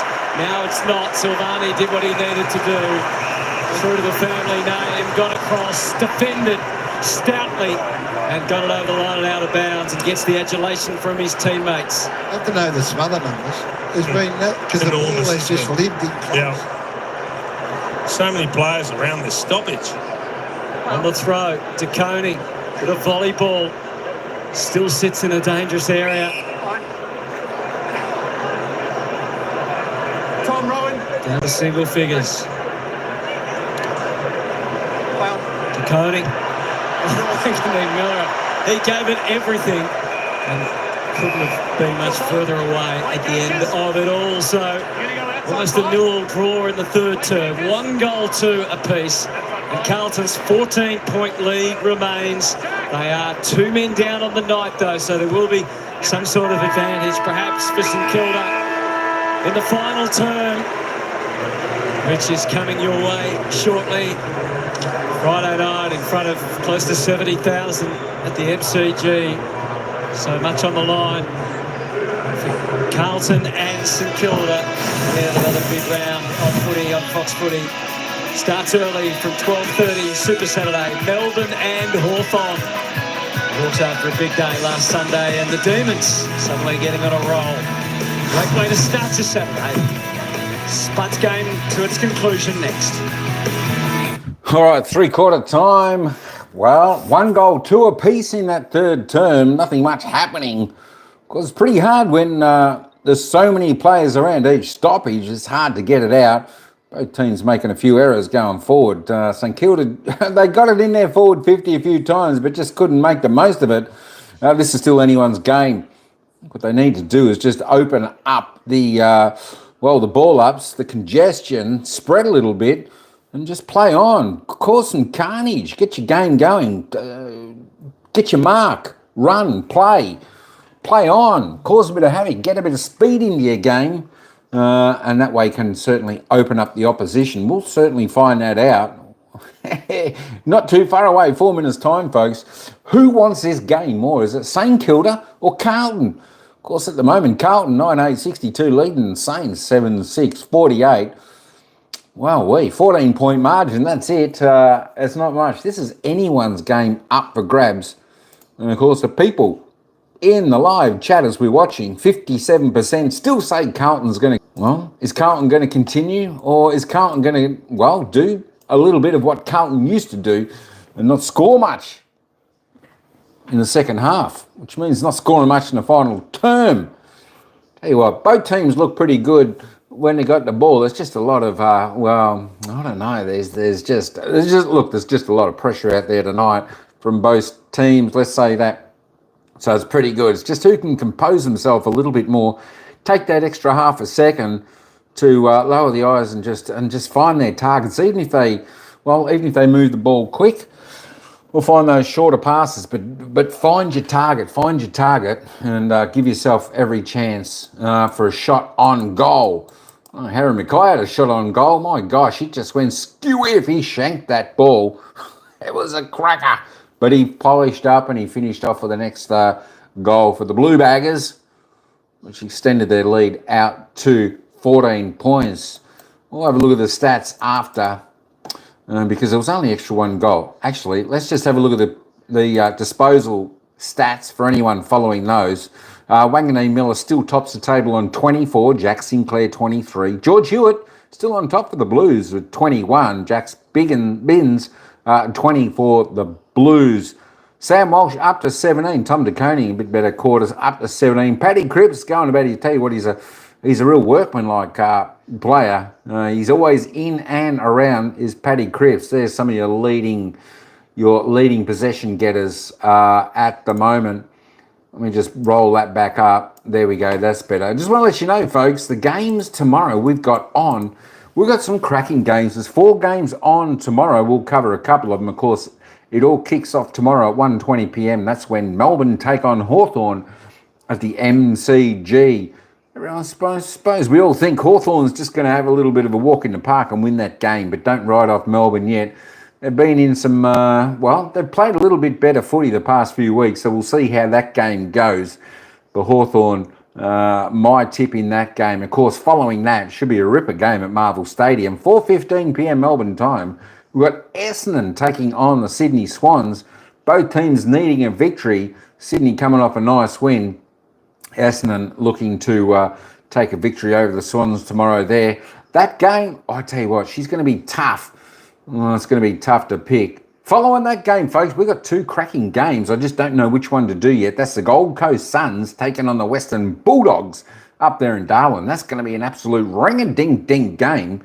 Wow-wee. That's 7:35 p.m. Tomorrow night, Melbourne time. And, of course, the final game on Saturday evening, oh my gosh, I just don't know which one to do. Is it the Gold Coast Western Bulldogs or is it the derby over there in Adelaide? I think it could be the derby. Could be Port Adelaide against Adelaide. That'll be an absolute fantastic game. No love lost between these 2 teams, Port Adelaide and Adelaide. That's 8:10 p.m. Melbourne time. That kicks off over there at Adelaide Oval. I might actually even do, you know what, I really don't know what I'll do. I actually might even do the Port Adelaide game. The derby should be an absolute cracker. Adelaide are flying. Port Adelaide are going pretty good as well. But this game tonight, folks, we're in for a cracking last quarter. Is it going to be a tight tussle, congested game in this final quarter? Or is the game going to open up? Are we going to get a bit of score? We're going to get a free-flowing play? What team wants it more? St Kilda or Carlton? Well, it's Carlton by 14 points. going into the final term. Don't forget, put your vote in. Who's going to win this game? 60% voting Carlton will still hang on and take victory in this game tonight. All right, folks, let's head back down to the ground for the bounce of the ball in the final quarter. Yo, Ryan Avery, Rogue One. Welcome in, Sir Ryan. Good to have you aboard. Stick your tip in, Ryan. Who do you think is going to win this game? I tell you what, it's hard to choose. I'm not sure. Maybe St Kilda for me. All right, let's get back down to the ground. They're going to pull back the 15-point gap margin. They've got to go. But if it's a continuous stoppage game, that probably makes it easier for Carlton to run it out, because unless you're one of those actively involved. Jack Higgins out of the game. Saw Ross Lyon down with Lance Collard. Set him down to get himself ready. He should be told to just take the game on like he's playing under 14s and go for everything. Game stalled in the third quarter. It has to be won here in the last. Blues by 14 points. How daring are the Saints prepared to be to wheel them in? De Koning gets it going the Blues way once and then twice, meaningfully up near the teeth of goal. Howard put his fist through the footy and then just ensures that it gets all the way there. Apart from that brain fade in the third quarter, Dougal Howard's fought back really well against Harry McKay. Rucks have followed it down. De Koning trying to open things up, didn't quite. Sinclair committed, Webster stripped. Hewitt, Cripps, Sard. Can he wind it up and give them a look? Durden's been a flyer. Can't hang on this time. Wilkie, Windhager and Marshall to clear the area. Big contest to win, and the Blues have committed numbers to it. Cripps and Sard again. He's trying to open things up. Hewitt, Cripps. And now Binns to find the way. No, that's not the way. Straight to Burns. Get a mindset into St Kilda here. Change of directions on. They've got to go. They've got to get some excitement going. Wanganeen, Miller up and Hill. Just a momentary pause and across to Sharman now. Saints are not powering back to goal, it's fair to say. Little cavity from Marshall down the line, leading out wide. Sharman to Filippo. Up to take the mark, now to the inside. This is where the money's made. Wanganeen Miller, and deep goes the kick. Oh, Caminiti, it bounces. You almost hear it thudding off the chest. Let's go down to Ralphie. So out of the game is Higgins with illness, a big blow for this club with their sharpshooter out of the contest. That's a passage of play that we've been waiting for right there, right up until the Falcon. Just didn't get the payoff. Spud would have enjoyed the Falcon throw in. Still more than Caminiti did. But it's a good sign though, wasn't it? Deep in defence, wheel, change direction, Wanganeen Miller, a hill, bang, go, Philippou mark, swing, handball. Michael Voss on his feet in the coach's box. That's a sure sign of how tight things are from up above. And this one is going to be pinged. So, how do you play that when a player that's being swung in the tackle kicks the ball? You've got to get rid of the footy, but you've somehow got to redirect it while you're being swung. We're trying to orchestrate something forward. Off to Stocker, the ex-Blue. So brave with his public battle in the lead up to this game. Wilkie inserts it wide. Wiedering tapped it down, and Binns was besieged. Been good. Carlton have been good in their back half when the ball comes in high like that. You just want to see St Kilda be a bit more creative with their inside 50s. Jack Higgins will watch the rest of the game as best he can. He's a big loss, Jared, because he's one of those who can win it with a couple of moments in this last quarter. They've stood up all night, Carlton. Their pressure stood up all night. You can see now that the Saints are just trying to fire a few shots here. But behind the footy, led by Nick Haynes, they have been rock solid. Not sure he's coping with it that well, Jack Higgins, watching on. De Koning knocked it straight into Marshall in the end. McKay couldn't release it. Not to any effect. Steele on hands and knees. Marshall up near the teeth of goal. Caminiti's got all the numbers against him. Wiedering dropped the mark and gave up the score. 13 points.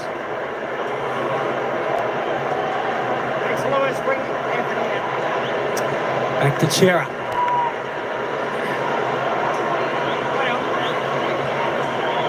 Looks a little worried. What's he going to do with it? Strides out into the back pocket with purpose. Kicks it deep. Webster had the best view. Stockover's fist missed. McKay wasn't missed though by Howard. His pile drives him into the ground. That's a great tackle. Free hit, really, wasn't it? Yeah. All within the rules. Ball and all wrapped him up. The head doesn't hit the ground. Which is a good thing for Harry, of course. Good all round. Just returning from concussion in the last couple of weeks.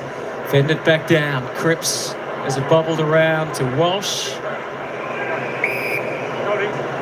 And his hair brushed by Miller. A chance to converse with the bench while you're near. There's Lance Collard ready to come on for action. He's in the long sleeves. It could be a bit cool down there at ground level as a spectator. Another shallow throw in to Koenig, full body over the top, laid out this ball illegally. And he's got a sore back to show for it. And now he'll have the footy and look to utilise. That's easier said than done. That has hurt him.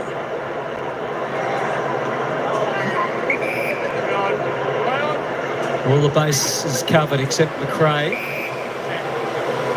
Very quiet night by his standards. Up to 17 disposals now. He has high standards, not the required. Didn't panic, gets it back. Owens in mind.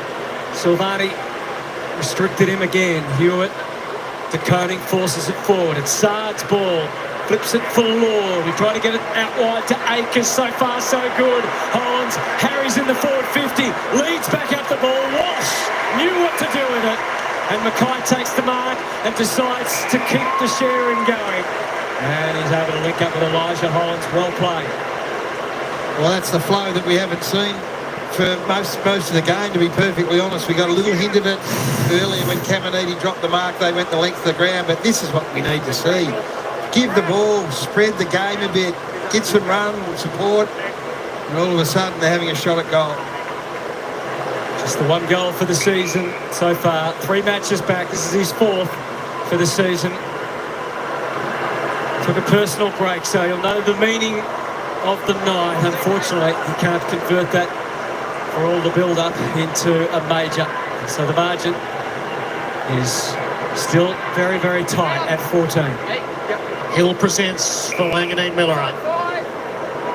He wanted to go, but there was nothing there. Trying to find some run on the overlap, so it's an expansive kick instead to Howard. He's got Burns as the shorts. Committed to using him.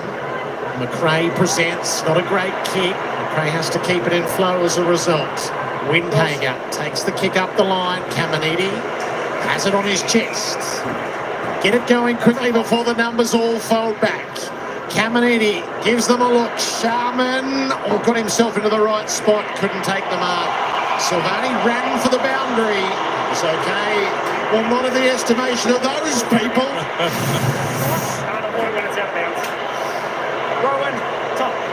Just bobbed up at the right time for Jack, otherwise he was in all sorts of trouble. The Saints at the stoppage and a lot of numbers to deal with. That's been the refrain of this second half. Underfoot it goes. McKay fed it around. Garcia, Collard's first touch, put it back near Garcia, who ends up having to be the tackler for a ball up. So, Jace, do you believe they've kicked 7 for the match? There's been only 2 goals kicked since half-time, that they can find 4 goals secured. Yeah, it's going to be difficult, isn't it? That's why that... Oh, Sinclair! He's got through! And he wants to celebrate with the Saints fans. Someone had to break it open. He recognised the gap, saw it, got it, goaled it, and the Saints are back within 8.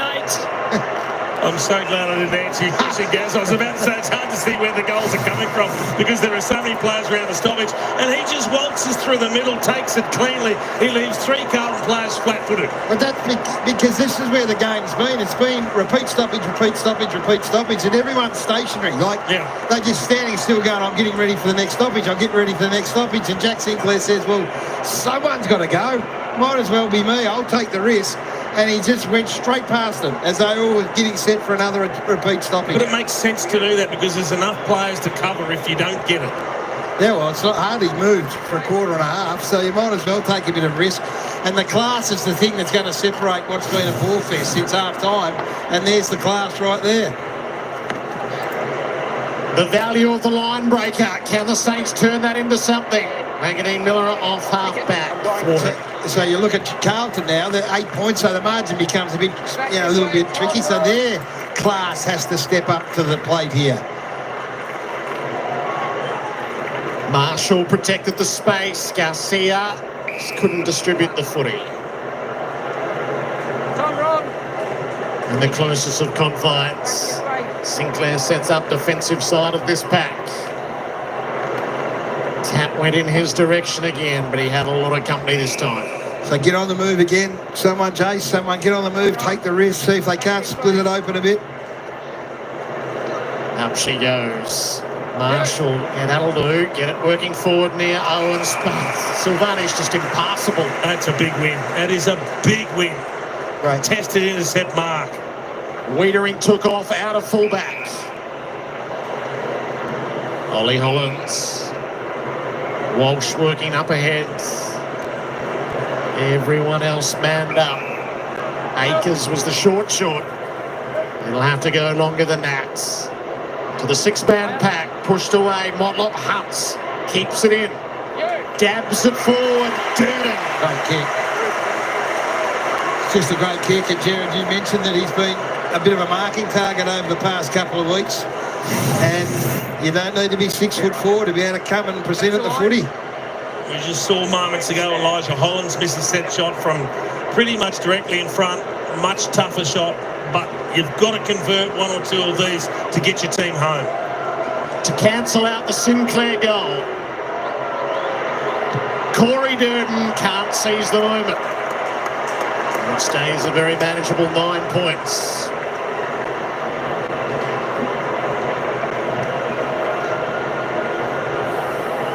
Wanganeen Miller up. Been pivotal to so much of the night, and I imagine will still be the case through the last 13 minutes. Kicking in duties, he seems reluctant. That's why there wasn't much for him in the cover. DeConing doesn't mark, but does get them into some sort of flow. Chair to the outside is Silvani. Had a look down the line. He likes what he sees. Hollins, his glare is 30 metres ahead for Walsh. Was just a step ahead. The impulse was just to roll straight away. He tried to make a more sound decision, but he couldn't execute. And it's out on the full. There's another Carlton body down as Charlie. Well, it looks like you watch the way they've played the last 5 minutes, Carlton. When they get the ball, they want to play low risk.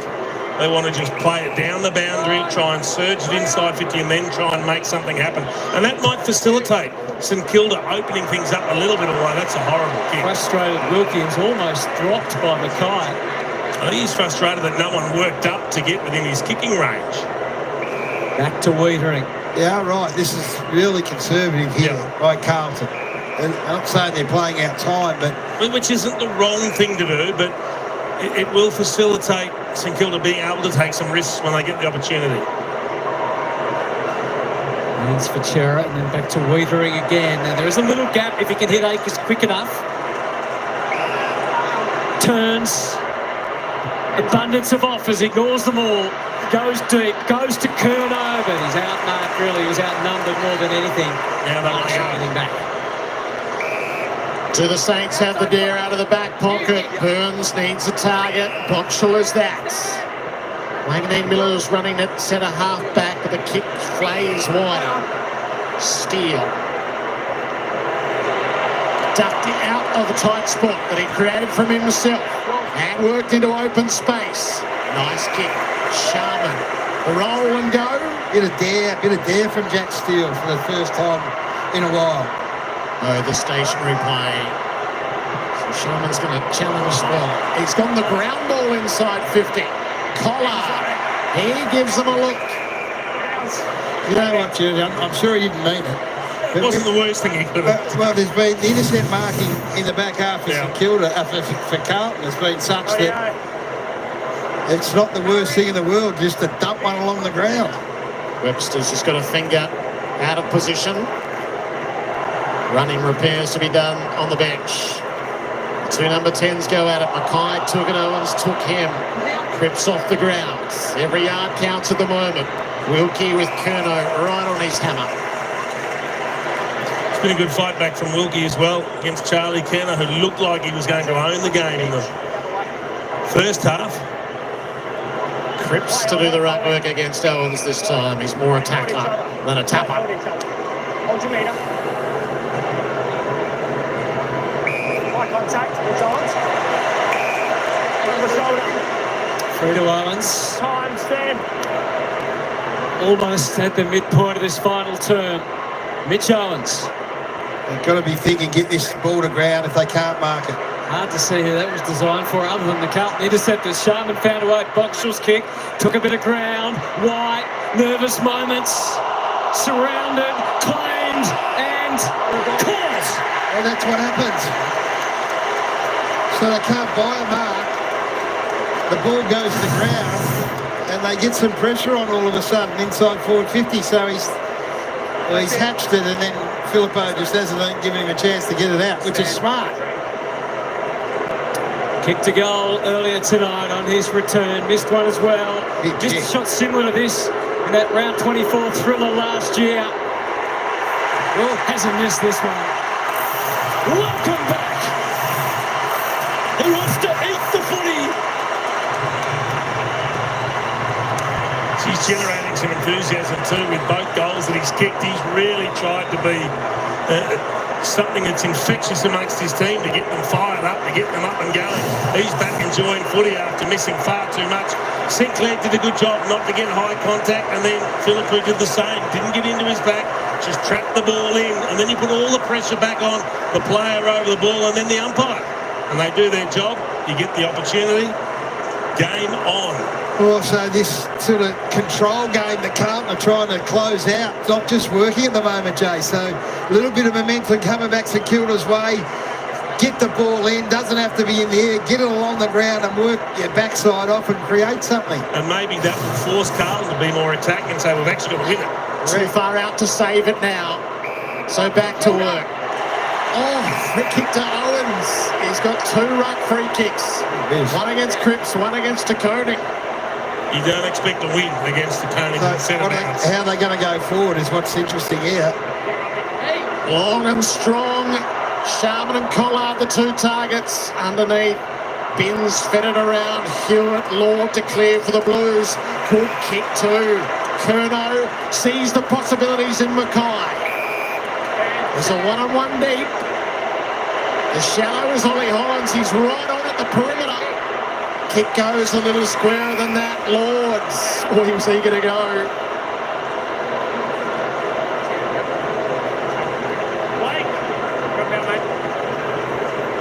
65,680 stare down at Cooper Lord, who started the game as the sub. The Blues will have to get a goal from somewhere to win it, you fancy. It's in his hands. Lord gives it all he's got. The strike was a beauty. Olina Prayer. Lord answers the Blues calls. They lead again by 9. You come on as a sub and you think, how can I have an impact? It mightn't be a wealth of possessions. It might be 1 or 2 moments like that where you make the most of an opportunity. St Kilda got it horribly wrong. They win the free kick at the centre square, but then the attempted inside 50, a long kick on the 45 to the edge of the 50-metre arc, was never getting it done. Terrible place to try and defend from once it rebounded. And then you could just see the Blues working into space, just had to pick their way through. What about that lesson there? It's a fantastic lab there for the willingness to run. And if you've come on as a sub, exactly what you do. You've got to challenge the bloke, your opponent, that's been out there since the start of the game. And that run there from Cooper Lord is exactly what he needs to be doing at this stage of the game. Yeah, it's that 6-6 warning against St Kilda. So the warning against the Saints. The passion of football of our youngsters on both sides on full display in front of 65,000 at the MCG. Just under 9 minutes remaining. Marshall got hands to it, so too did Koenig. We barely left the smaller of the circles. Ross Lyon and Brendan Bolton. Michael Voss on his feet. Marshall reaches over, got the tap down. Hewitt Is the man to get it out of those circles. To Lord again. Suddenly it starts to return to Carlton. Cripps to Evans, and then he ran into a dead end. George Hewitt's had some big moments in this last quarter here. He was the one that got the hands out and the half back that started that ball moving forward for Cooper Lord and had that first touch then. Tackle from Wilson. Now Steele on the job. Disrupted kick. Screws the way it bends. And that's going to be a ball out. Rather than McKay to free. Good decision from the umpire. Just looking for the high contact. Marshall protected the drop of the ball away from De Koning. Body strewn every angle. The kick out of there. Windhager back to the middle. Oh, Sharman, yes! Drags it down. Long way from goal. Got it with intent. Got past Sard. Listen to the St Kilda fans. Again a disrupted kick. Tidying up job was a big one. It's a messy situation on the wing. Burns to McKay. Wanganangua had no means to get rid of the ball. Under siege, and it's holding the ball. Sharman doesn't realise it. It's a din. It is deafening here at the MCG. Good response here from the Blues. They've upped the ante a bit. Gave up 2 goals in a row, staring down the balance of getting headed. They've upped the ante the last 5 minutes. Sard let the field set. Kicks to the contest. Cut off by O'Connell. What's the Saints' way? 7 and change to play. We'll give ground to try to set up through Wilson. Switch comes through Wilkie. It had an element of risk about it. Motlock just couldn't quite double back. Sinclair in the middle of the ground. They're pretty well hemmed in, aren't they? Wilson. Stretch back to the near side, perhaps. O'Connell. It's good defence. Good defence from Carlton. Worked hard, closed down the exit. So the Saints have probed both sides, and now it will have to be a long kick up the line. Filippo with plenty closing at him. Filippo stays upright. Sard just edged him off it. Another thing the Saints have got to do is be conscious of the clock, but there's still plenty of time at 6.5 minutes. Don't try something ridiculous that coughs up a goal and takes away any chance you've got of coming back and winning. To the boundary throw in. De Koning, soft hands. Cripps wore the tackle to be able to get goal side, then released. O'Connell just keeps it away from Durden. Wilson lends a hand. Opens up play with a hand pass. Steele went over when he needed to stay upright. McRae slices the kick well to Marshall, and now the possibilities open up. His kick was a pretty good idea. Sard saw it coming. Sinclair, Owens, lovely hand pass. Hall for the finishing touch. No. Moments. That was a terrific passage of play for the Saints. They just couldn't finish when they needed to. But there's going to be opportunities in these last 6 minutes. Big collection of players out here on the members' side. Wiedering favours them. McKay, Howard. In the end, a one-on-one duel, and Howard can't believe it, but the call's gone against him. Through to Harry. Inside the last 6 now, and the margin is 8. Not a lot in it, but the umpire saw something. Down the line to Curnow. Marshall struggled to mark. Impressive. Winning, defending. Sorry, Hutto. Tom De Koning's looking for 25 metres away when he has to be down the line to at least compete with Rowan Marshall in that situation. It's been big in this last term, Marshall. Been big. Good hard gut running 2 from Burns. Another decent night for the Saints. Possession 22. Back to Webster. So the onus is on St Kilda. They trailed by 8. What can they put together here? It's got to be either precision or longer the numbers and hope for the best. Possession to Steele, the captain, who had to earn the respect of Ross Lyon when he took over. He kicks to centre half forward. It's one of his better ones. Nice kick to Hall. Turns and goes to the outer wing instead. And it's Stocker. He'd dearly love a win and to be a big part of it against his former team. High kick, young commanding in the air. Walsh found his captain, who kicks and kicks quickly. Motlock versus Stocker. Stocker went to ground. Motlock, it's gone in a flash to White. The Blues on the wing and moving forward. Kicks high to the 50. Trying to find a Durden, but Webster worked the angles, worked the margins for the Saints, and they go again. Back 4 minutes 20 to do it. And here's Jack Steele again. Got everyone back behind the footy. Harry McKay went behind the ball. Dougal Howard went with him. So kick and hope up the line. Owens against the field underneath. He sticks the tackle on Elijah Hollins and wins home in the ball. Don't be put off by numbers. Owens has got the runners inboard. Releases McKay. Gives them a look inside 50. Too wide for Caminiti.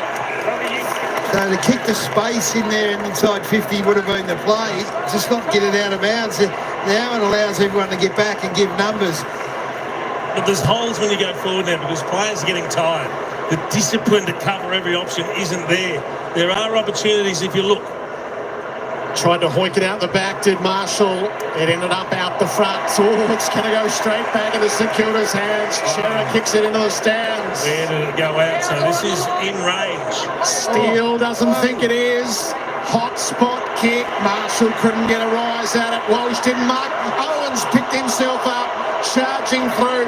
Caminiti couldn't quite present. Wagonine Miller up, buried on the spot. I thought Jack Steele could have had a shot from there. What was he doing, Jack Steele? He could have taken 15 more metres and had a shot at goal. Totally agree, Gaz. Thrown up, 20 metres out, no time to think about it now. Sard, laced with danger. Could be good, could be bad. McKay helps out, sends it out to the wing. Howard puts the head down, Motlop, sure of hand, and how critical it is. Elijah Hollins, good use of the brakes. Good use there. Motlop smart, smart Elijah Hollins. Blue boys just keeping their heads here. Plays it short to Walsh. And all of this is precious time off the clock now. If you can hit easy targets, take them. Force St Kilda to man up. 3 minutes remaining now. That Elijah Hollins stop doesn't count for anything on a stat sheet. It is everything in the context of this game because they know they had numbers behind the ball. So had he gone, it was coming back. Well, Carlton are demanding that St Kilda man up, which they've refused to do so far. You got Wiedering if they want to set cut off back. 20 seconds. He does kick down the line for McKay, who we are quite accustomed to taking big contested marks late in games, aren't we? And Michael Voss needs him to do it again, or at least not let the Saints under Ross Lyon take it away. 2 minutes 33. It's Spud's game at the MCG, and it's a game he would love. It's the cut and thrust, it's the big crowd. Is someone going to be the showman for the Saints and dig deep? Or can Carlton steal themselves? Or maybe, just maybe, kick a winner late? No. It's a misfire from Durden. It was there for him. And now the Saints have possession, which is all important. He's missed twice in this last quarter. This is a big ball. Saab there to meet it. Ground ball to be won. White did a good job. Around near Acres. Paddling, fighting the good fight. Works it around to Elijah Hollins. White got forward to the ball. Dinks the kick. Harry.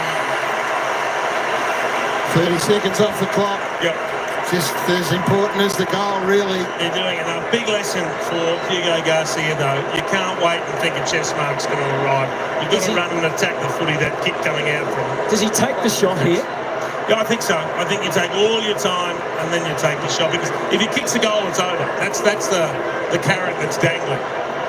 And there's plenty of time now for Carlton to be ready to set up for any quick kick out. Harry McKay in the spirit of the Knights. Kicking for the winner. He's got it. How sweet for Harry. That is grimly hanging on from the Blues. I know where you were going, Hutto. Maybe you could chip backwards, take more time off the clock, some uncontested marks, but the carrot dangling was just that.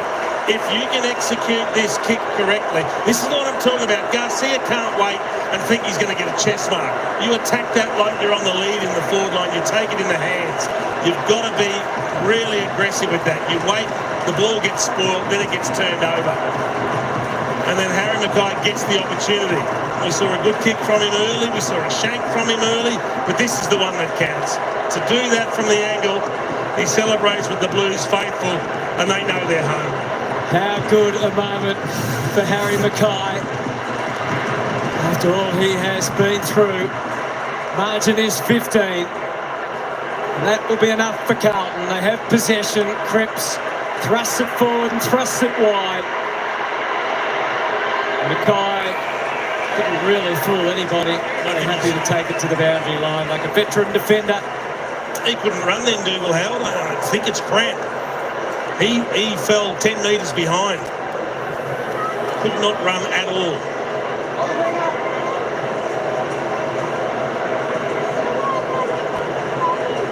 Marshall and De Koning, maybe for the last time tonight. What a duel it's been. Marshall on his backside still found a way to get a possession to McKay. Had to take a risk. Sliding in Hollands, the Blues don't have to. All his experienced teammates around him saying, just settle down, take your time, play it back if you have to. The glorious countdown to victory. And they can put behind them what was a pretty disastrous performance on the road last week. And know that a win back at the MCG is forthcoming. They're being able to hold on to a half-time lead, which will make it extra special for them on a night that they've played their part. Down the line to McKay. Realistic advantage. Sinclair back into the middle. Wilson going sideways in a rather peculiar but effective fashion. The siren's going to sound in Spud's match. And in the spirit of the occasion, it was Harry McKay who kicked the match winner. And the Blues prevail in an exhausting affair at the MCG. And their season is slowly getting back on track.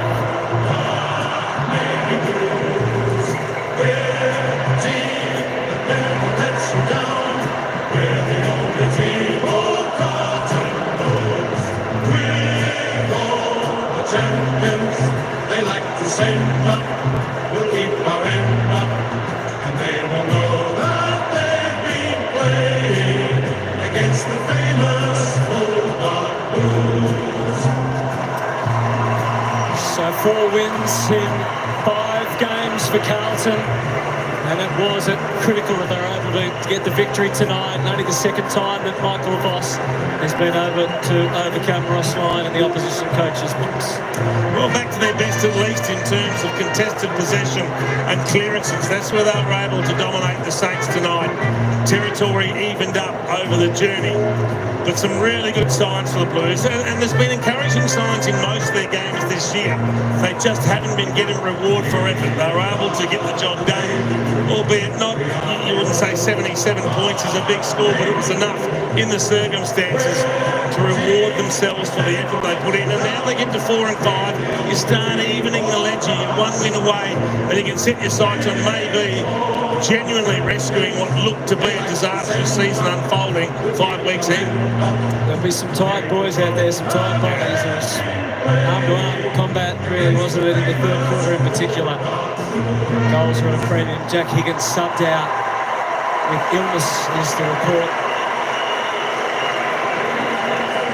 And the Blues, of course, run the man, losing both Cowan and McGovern before half-time. Yeah, so they were down a little bit of manpower. Brave win from that perspective. But at different stages of the game, it was just like one continuous stoppage. There was just a throng of 25 players following the ball. It'd get locked in for 5 minutes, and then it'd move 15 metres, and they'd start again. And Harry McKay has made his way over to Ruby Slice and Roots. Harry, it was an arm wrestle game, but you were able to get the job done. Yeah, it was. We know they defend really well as a team, and they're very dour. They didn't give you much, so we knew it was going to be an arm wrestle all game, and it certainly was. Really proud of the group, though. It was a good finish. Talk me through the nerves in those final moments. I mean, they've been coming the last 5 minutes. You sort of couldn't take the foot off the gas pedal, but what's going through your head when you're lining up on the boundary with the game on the line? Just trying to take as much time as you can, because take it 30, obviously less off the clock, but they're actually the best moments you play footy for. It's really fun. Reminds you of being a kid again, so we practice a lot, our scenario stuff, and everyone knows what they've got to do, so I thought we executed really well. I mean, what a week, the celebration of Spud's game, and such an amazing game to be able to have that sort of finish. Absolutely, it's a real privilege to be on the Friday night football for Spud's game. We talked about it during the week, obviously an inspirational person, and as I said, a privilege to be in this slot with St Kilda. They do the game so well, and it's a real honour for us as a club to be here with them. And you've been really outspoken as well on your podcast with your brother as well around the importance of discussing mental health issues, and you're really leading in that way. So how important and how special is it for you? Yeah, absolutely. I think it's really important to, as everyone said tonight, to talk about it with your friends. Problem shared is a problem halved, so I think it's really important, and the health and well-being is critical. So nights like tonight are really special, and the more we can talk about it, the better. Absolutely. You head to Sydney, you got the Swans on Friday night. How much do you get to celebrate this before you sort of turn your minds to that? Not really, not much. I think Sunday morning we're straight back into it, so Mother's Day, I think might have to celebrate that night because we've got training in the morning, but we'll enjoy tonight and then back into it.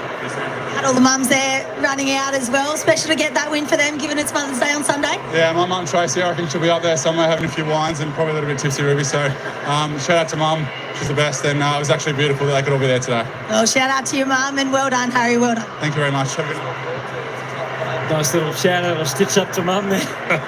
All in one. But Carlton, I mean, when you think about Carlton's poor record since the 3/4 of the way through last year, they haven't really had Curnow and McKay firing very often in that time, so it makes a difference. Well, another man who was in the focus tonight was the ruckman Rubes. Well, he's just told me he's been hit in the throat and he can't really talk, so I think he actually just sounds more like me now.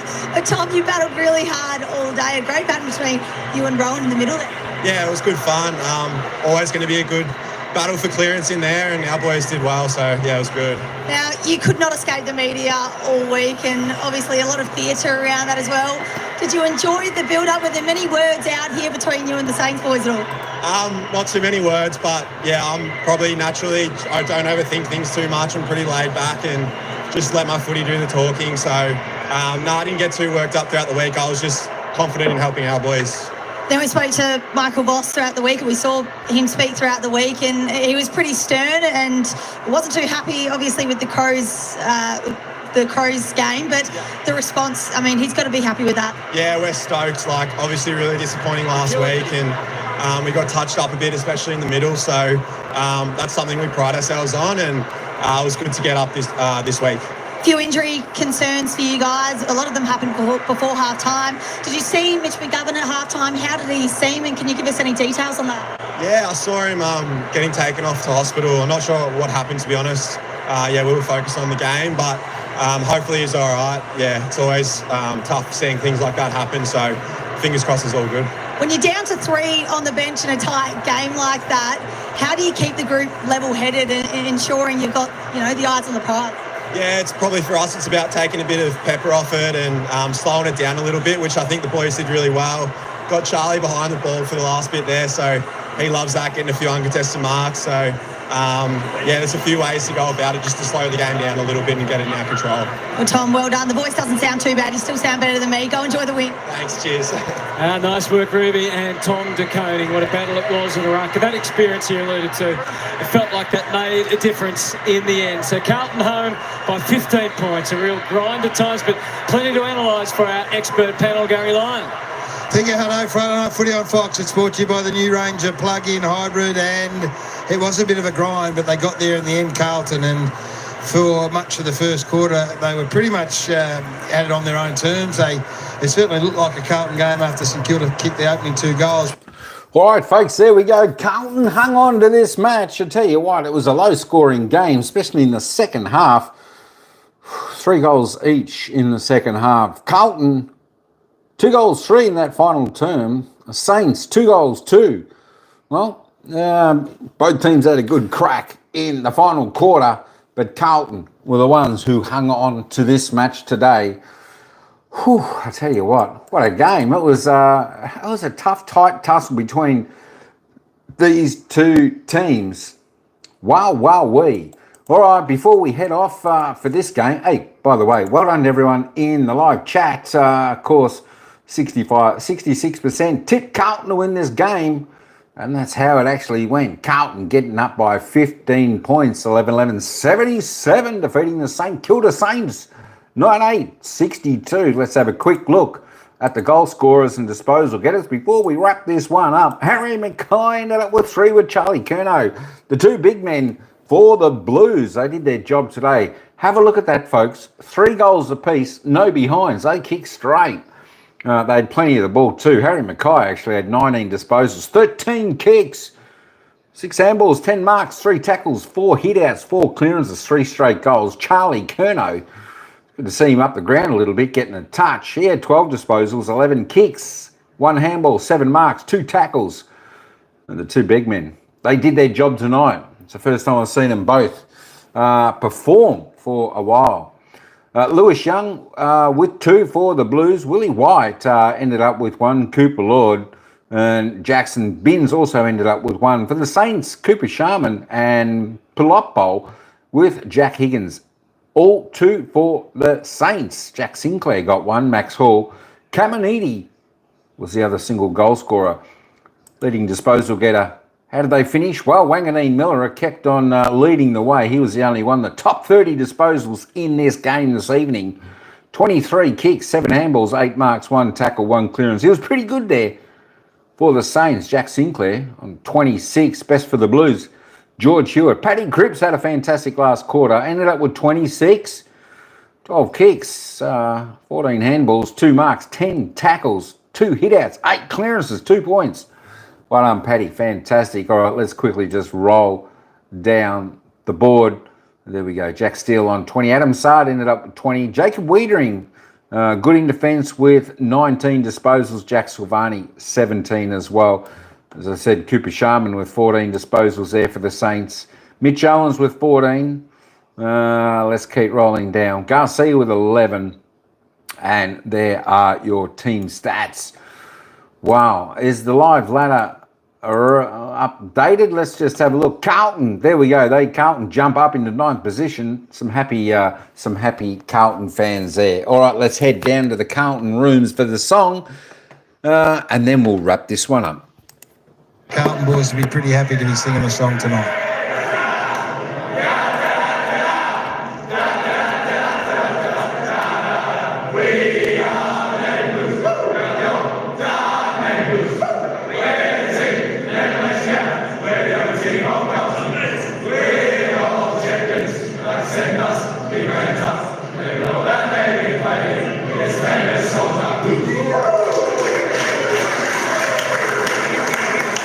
So the Blues get over the line by 15 points. All right, folks, there we go. There's the Carlton theme song, sung in the rooms by the players. All right, folks, there we go. Another enthralling match here this evening at the MCG, where Carlton was just too good for the Saints by 15 points. Hey, Taddy, welcome in. Welcome in, Taddy. All right, folks, don't forget, tomorrow we kick it all off at 1:20 p.m. Melbourne time.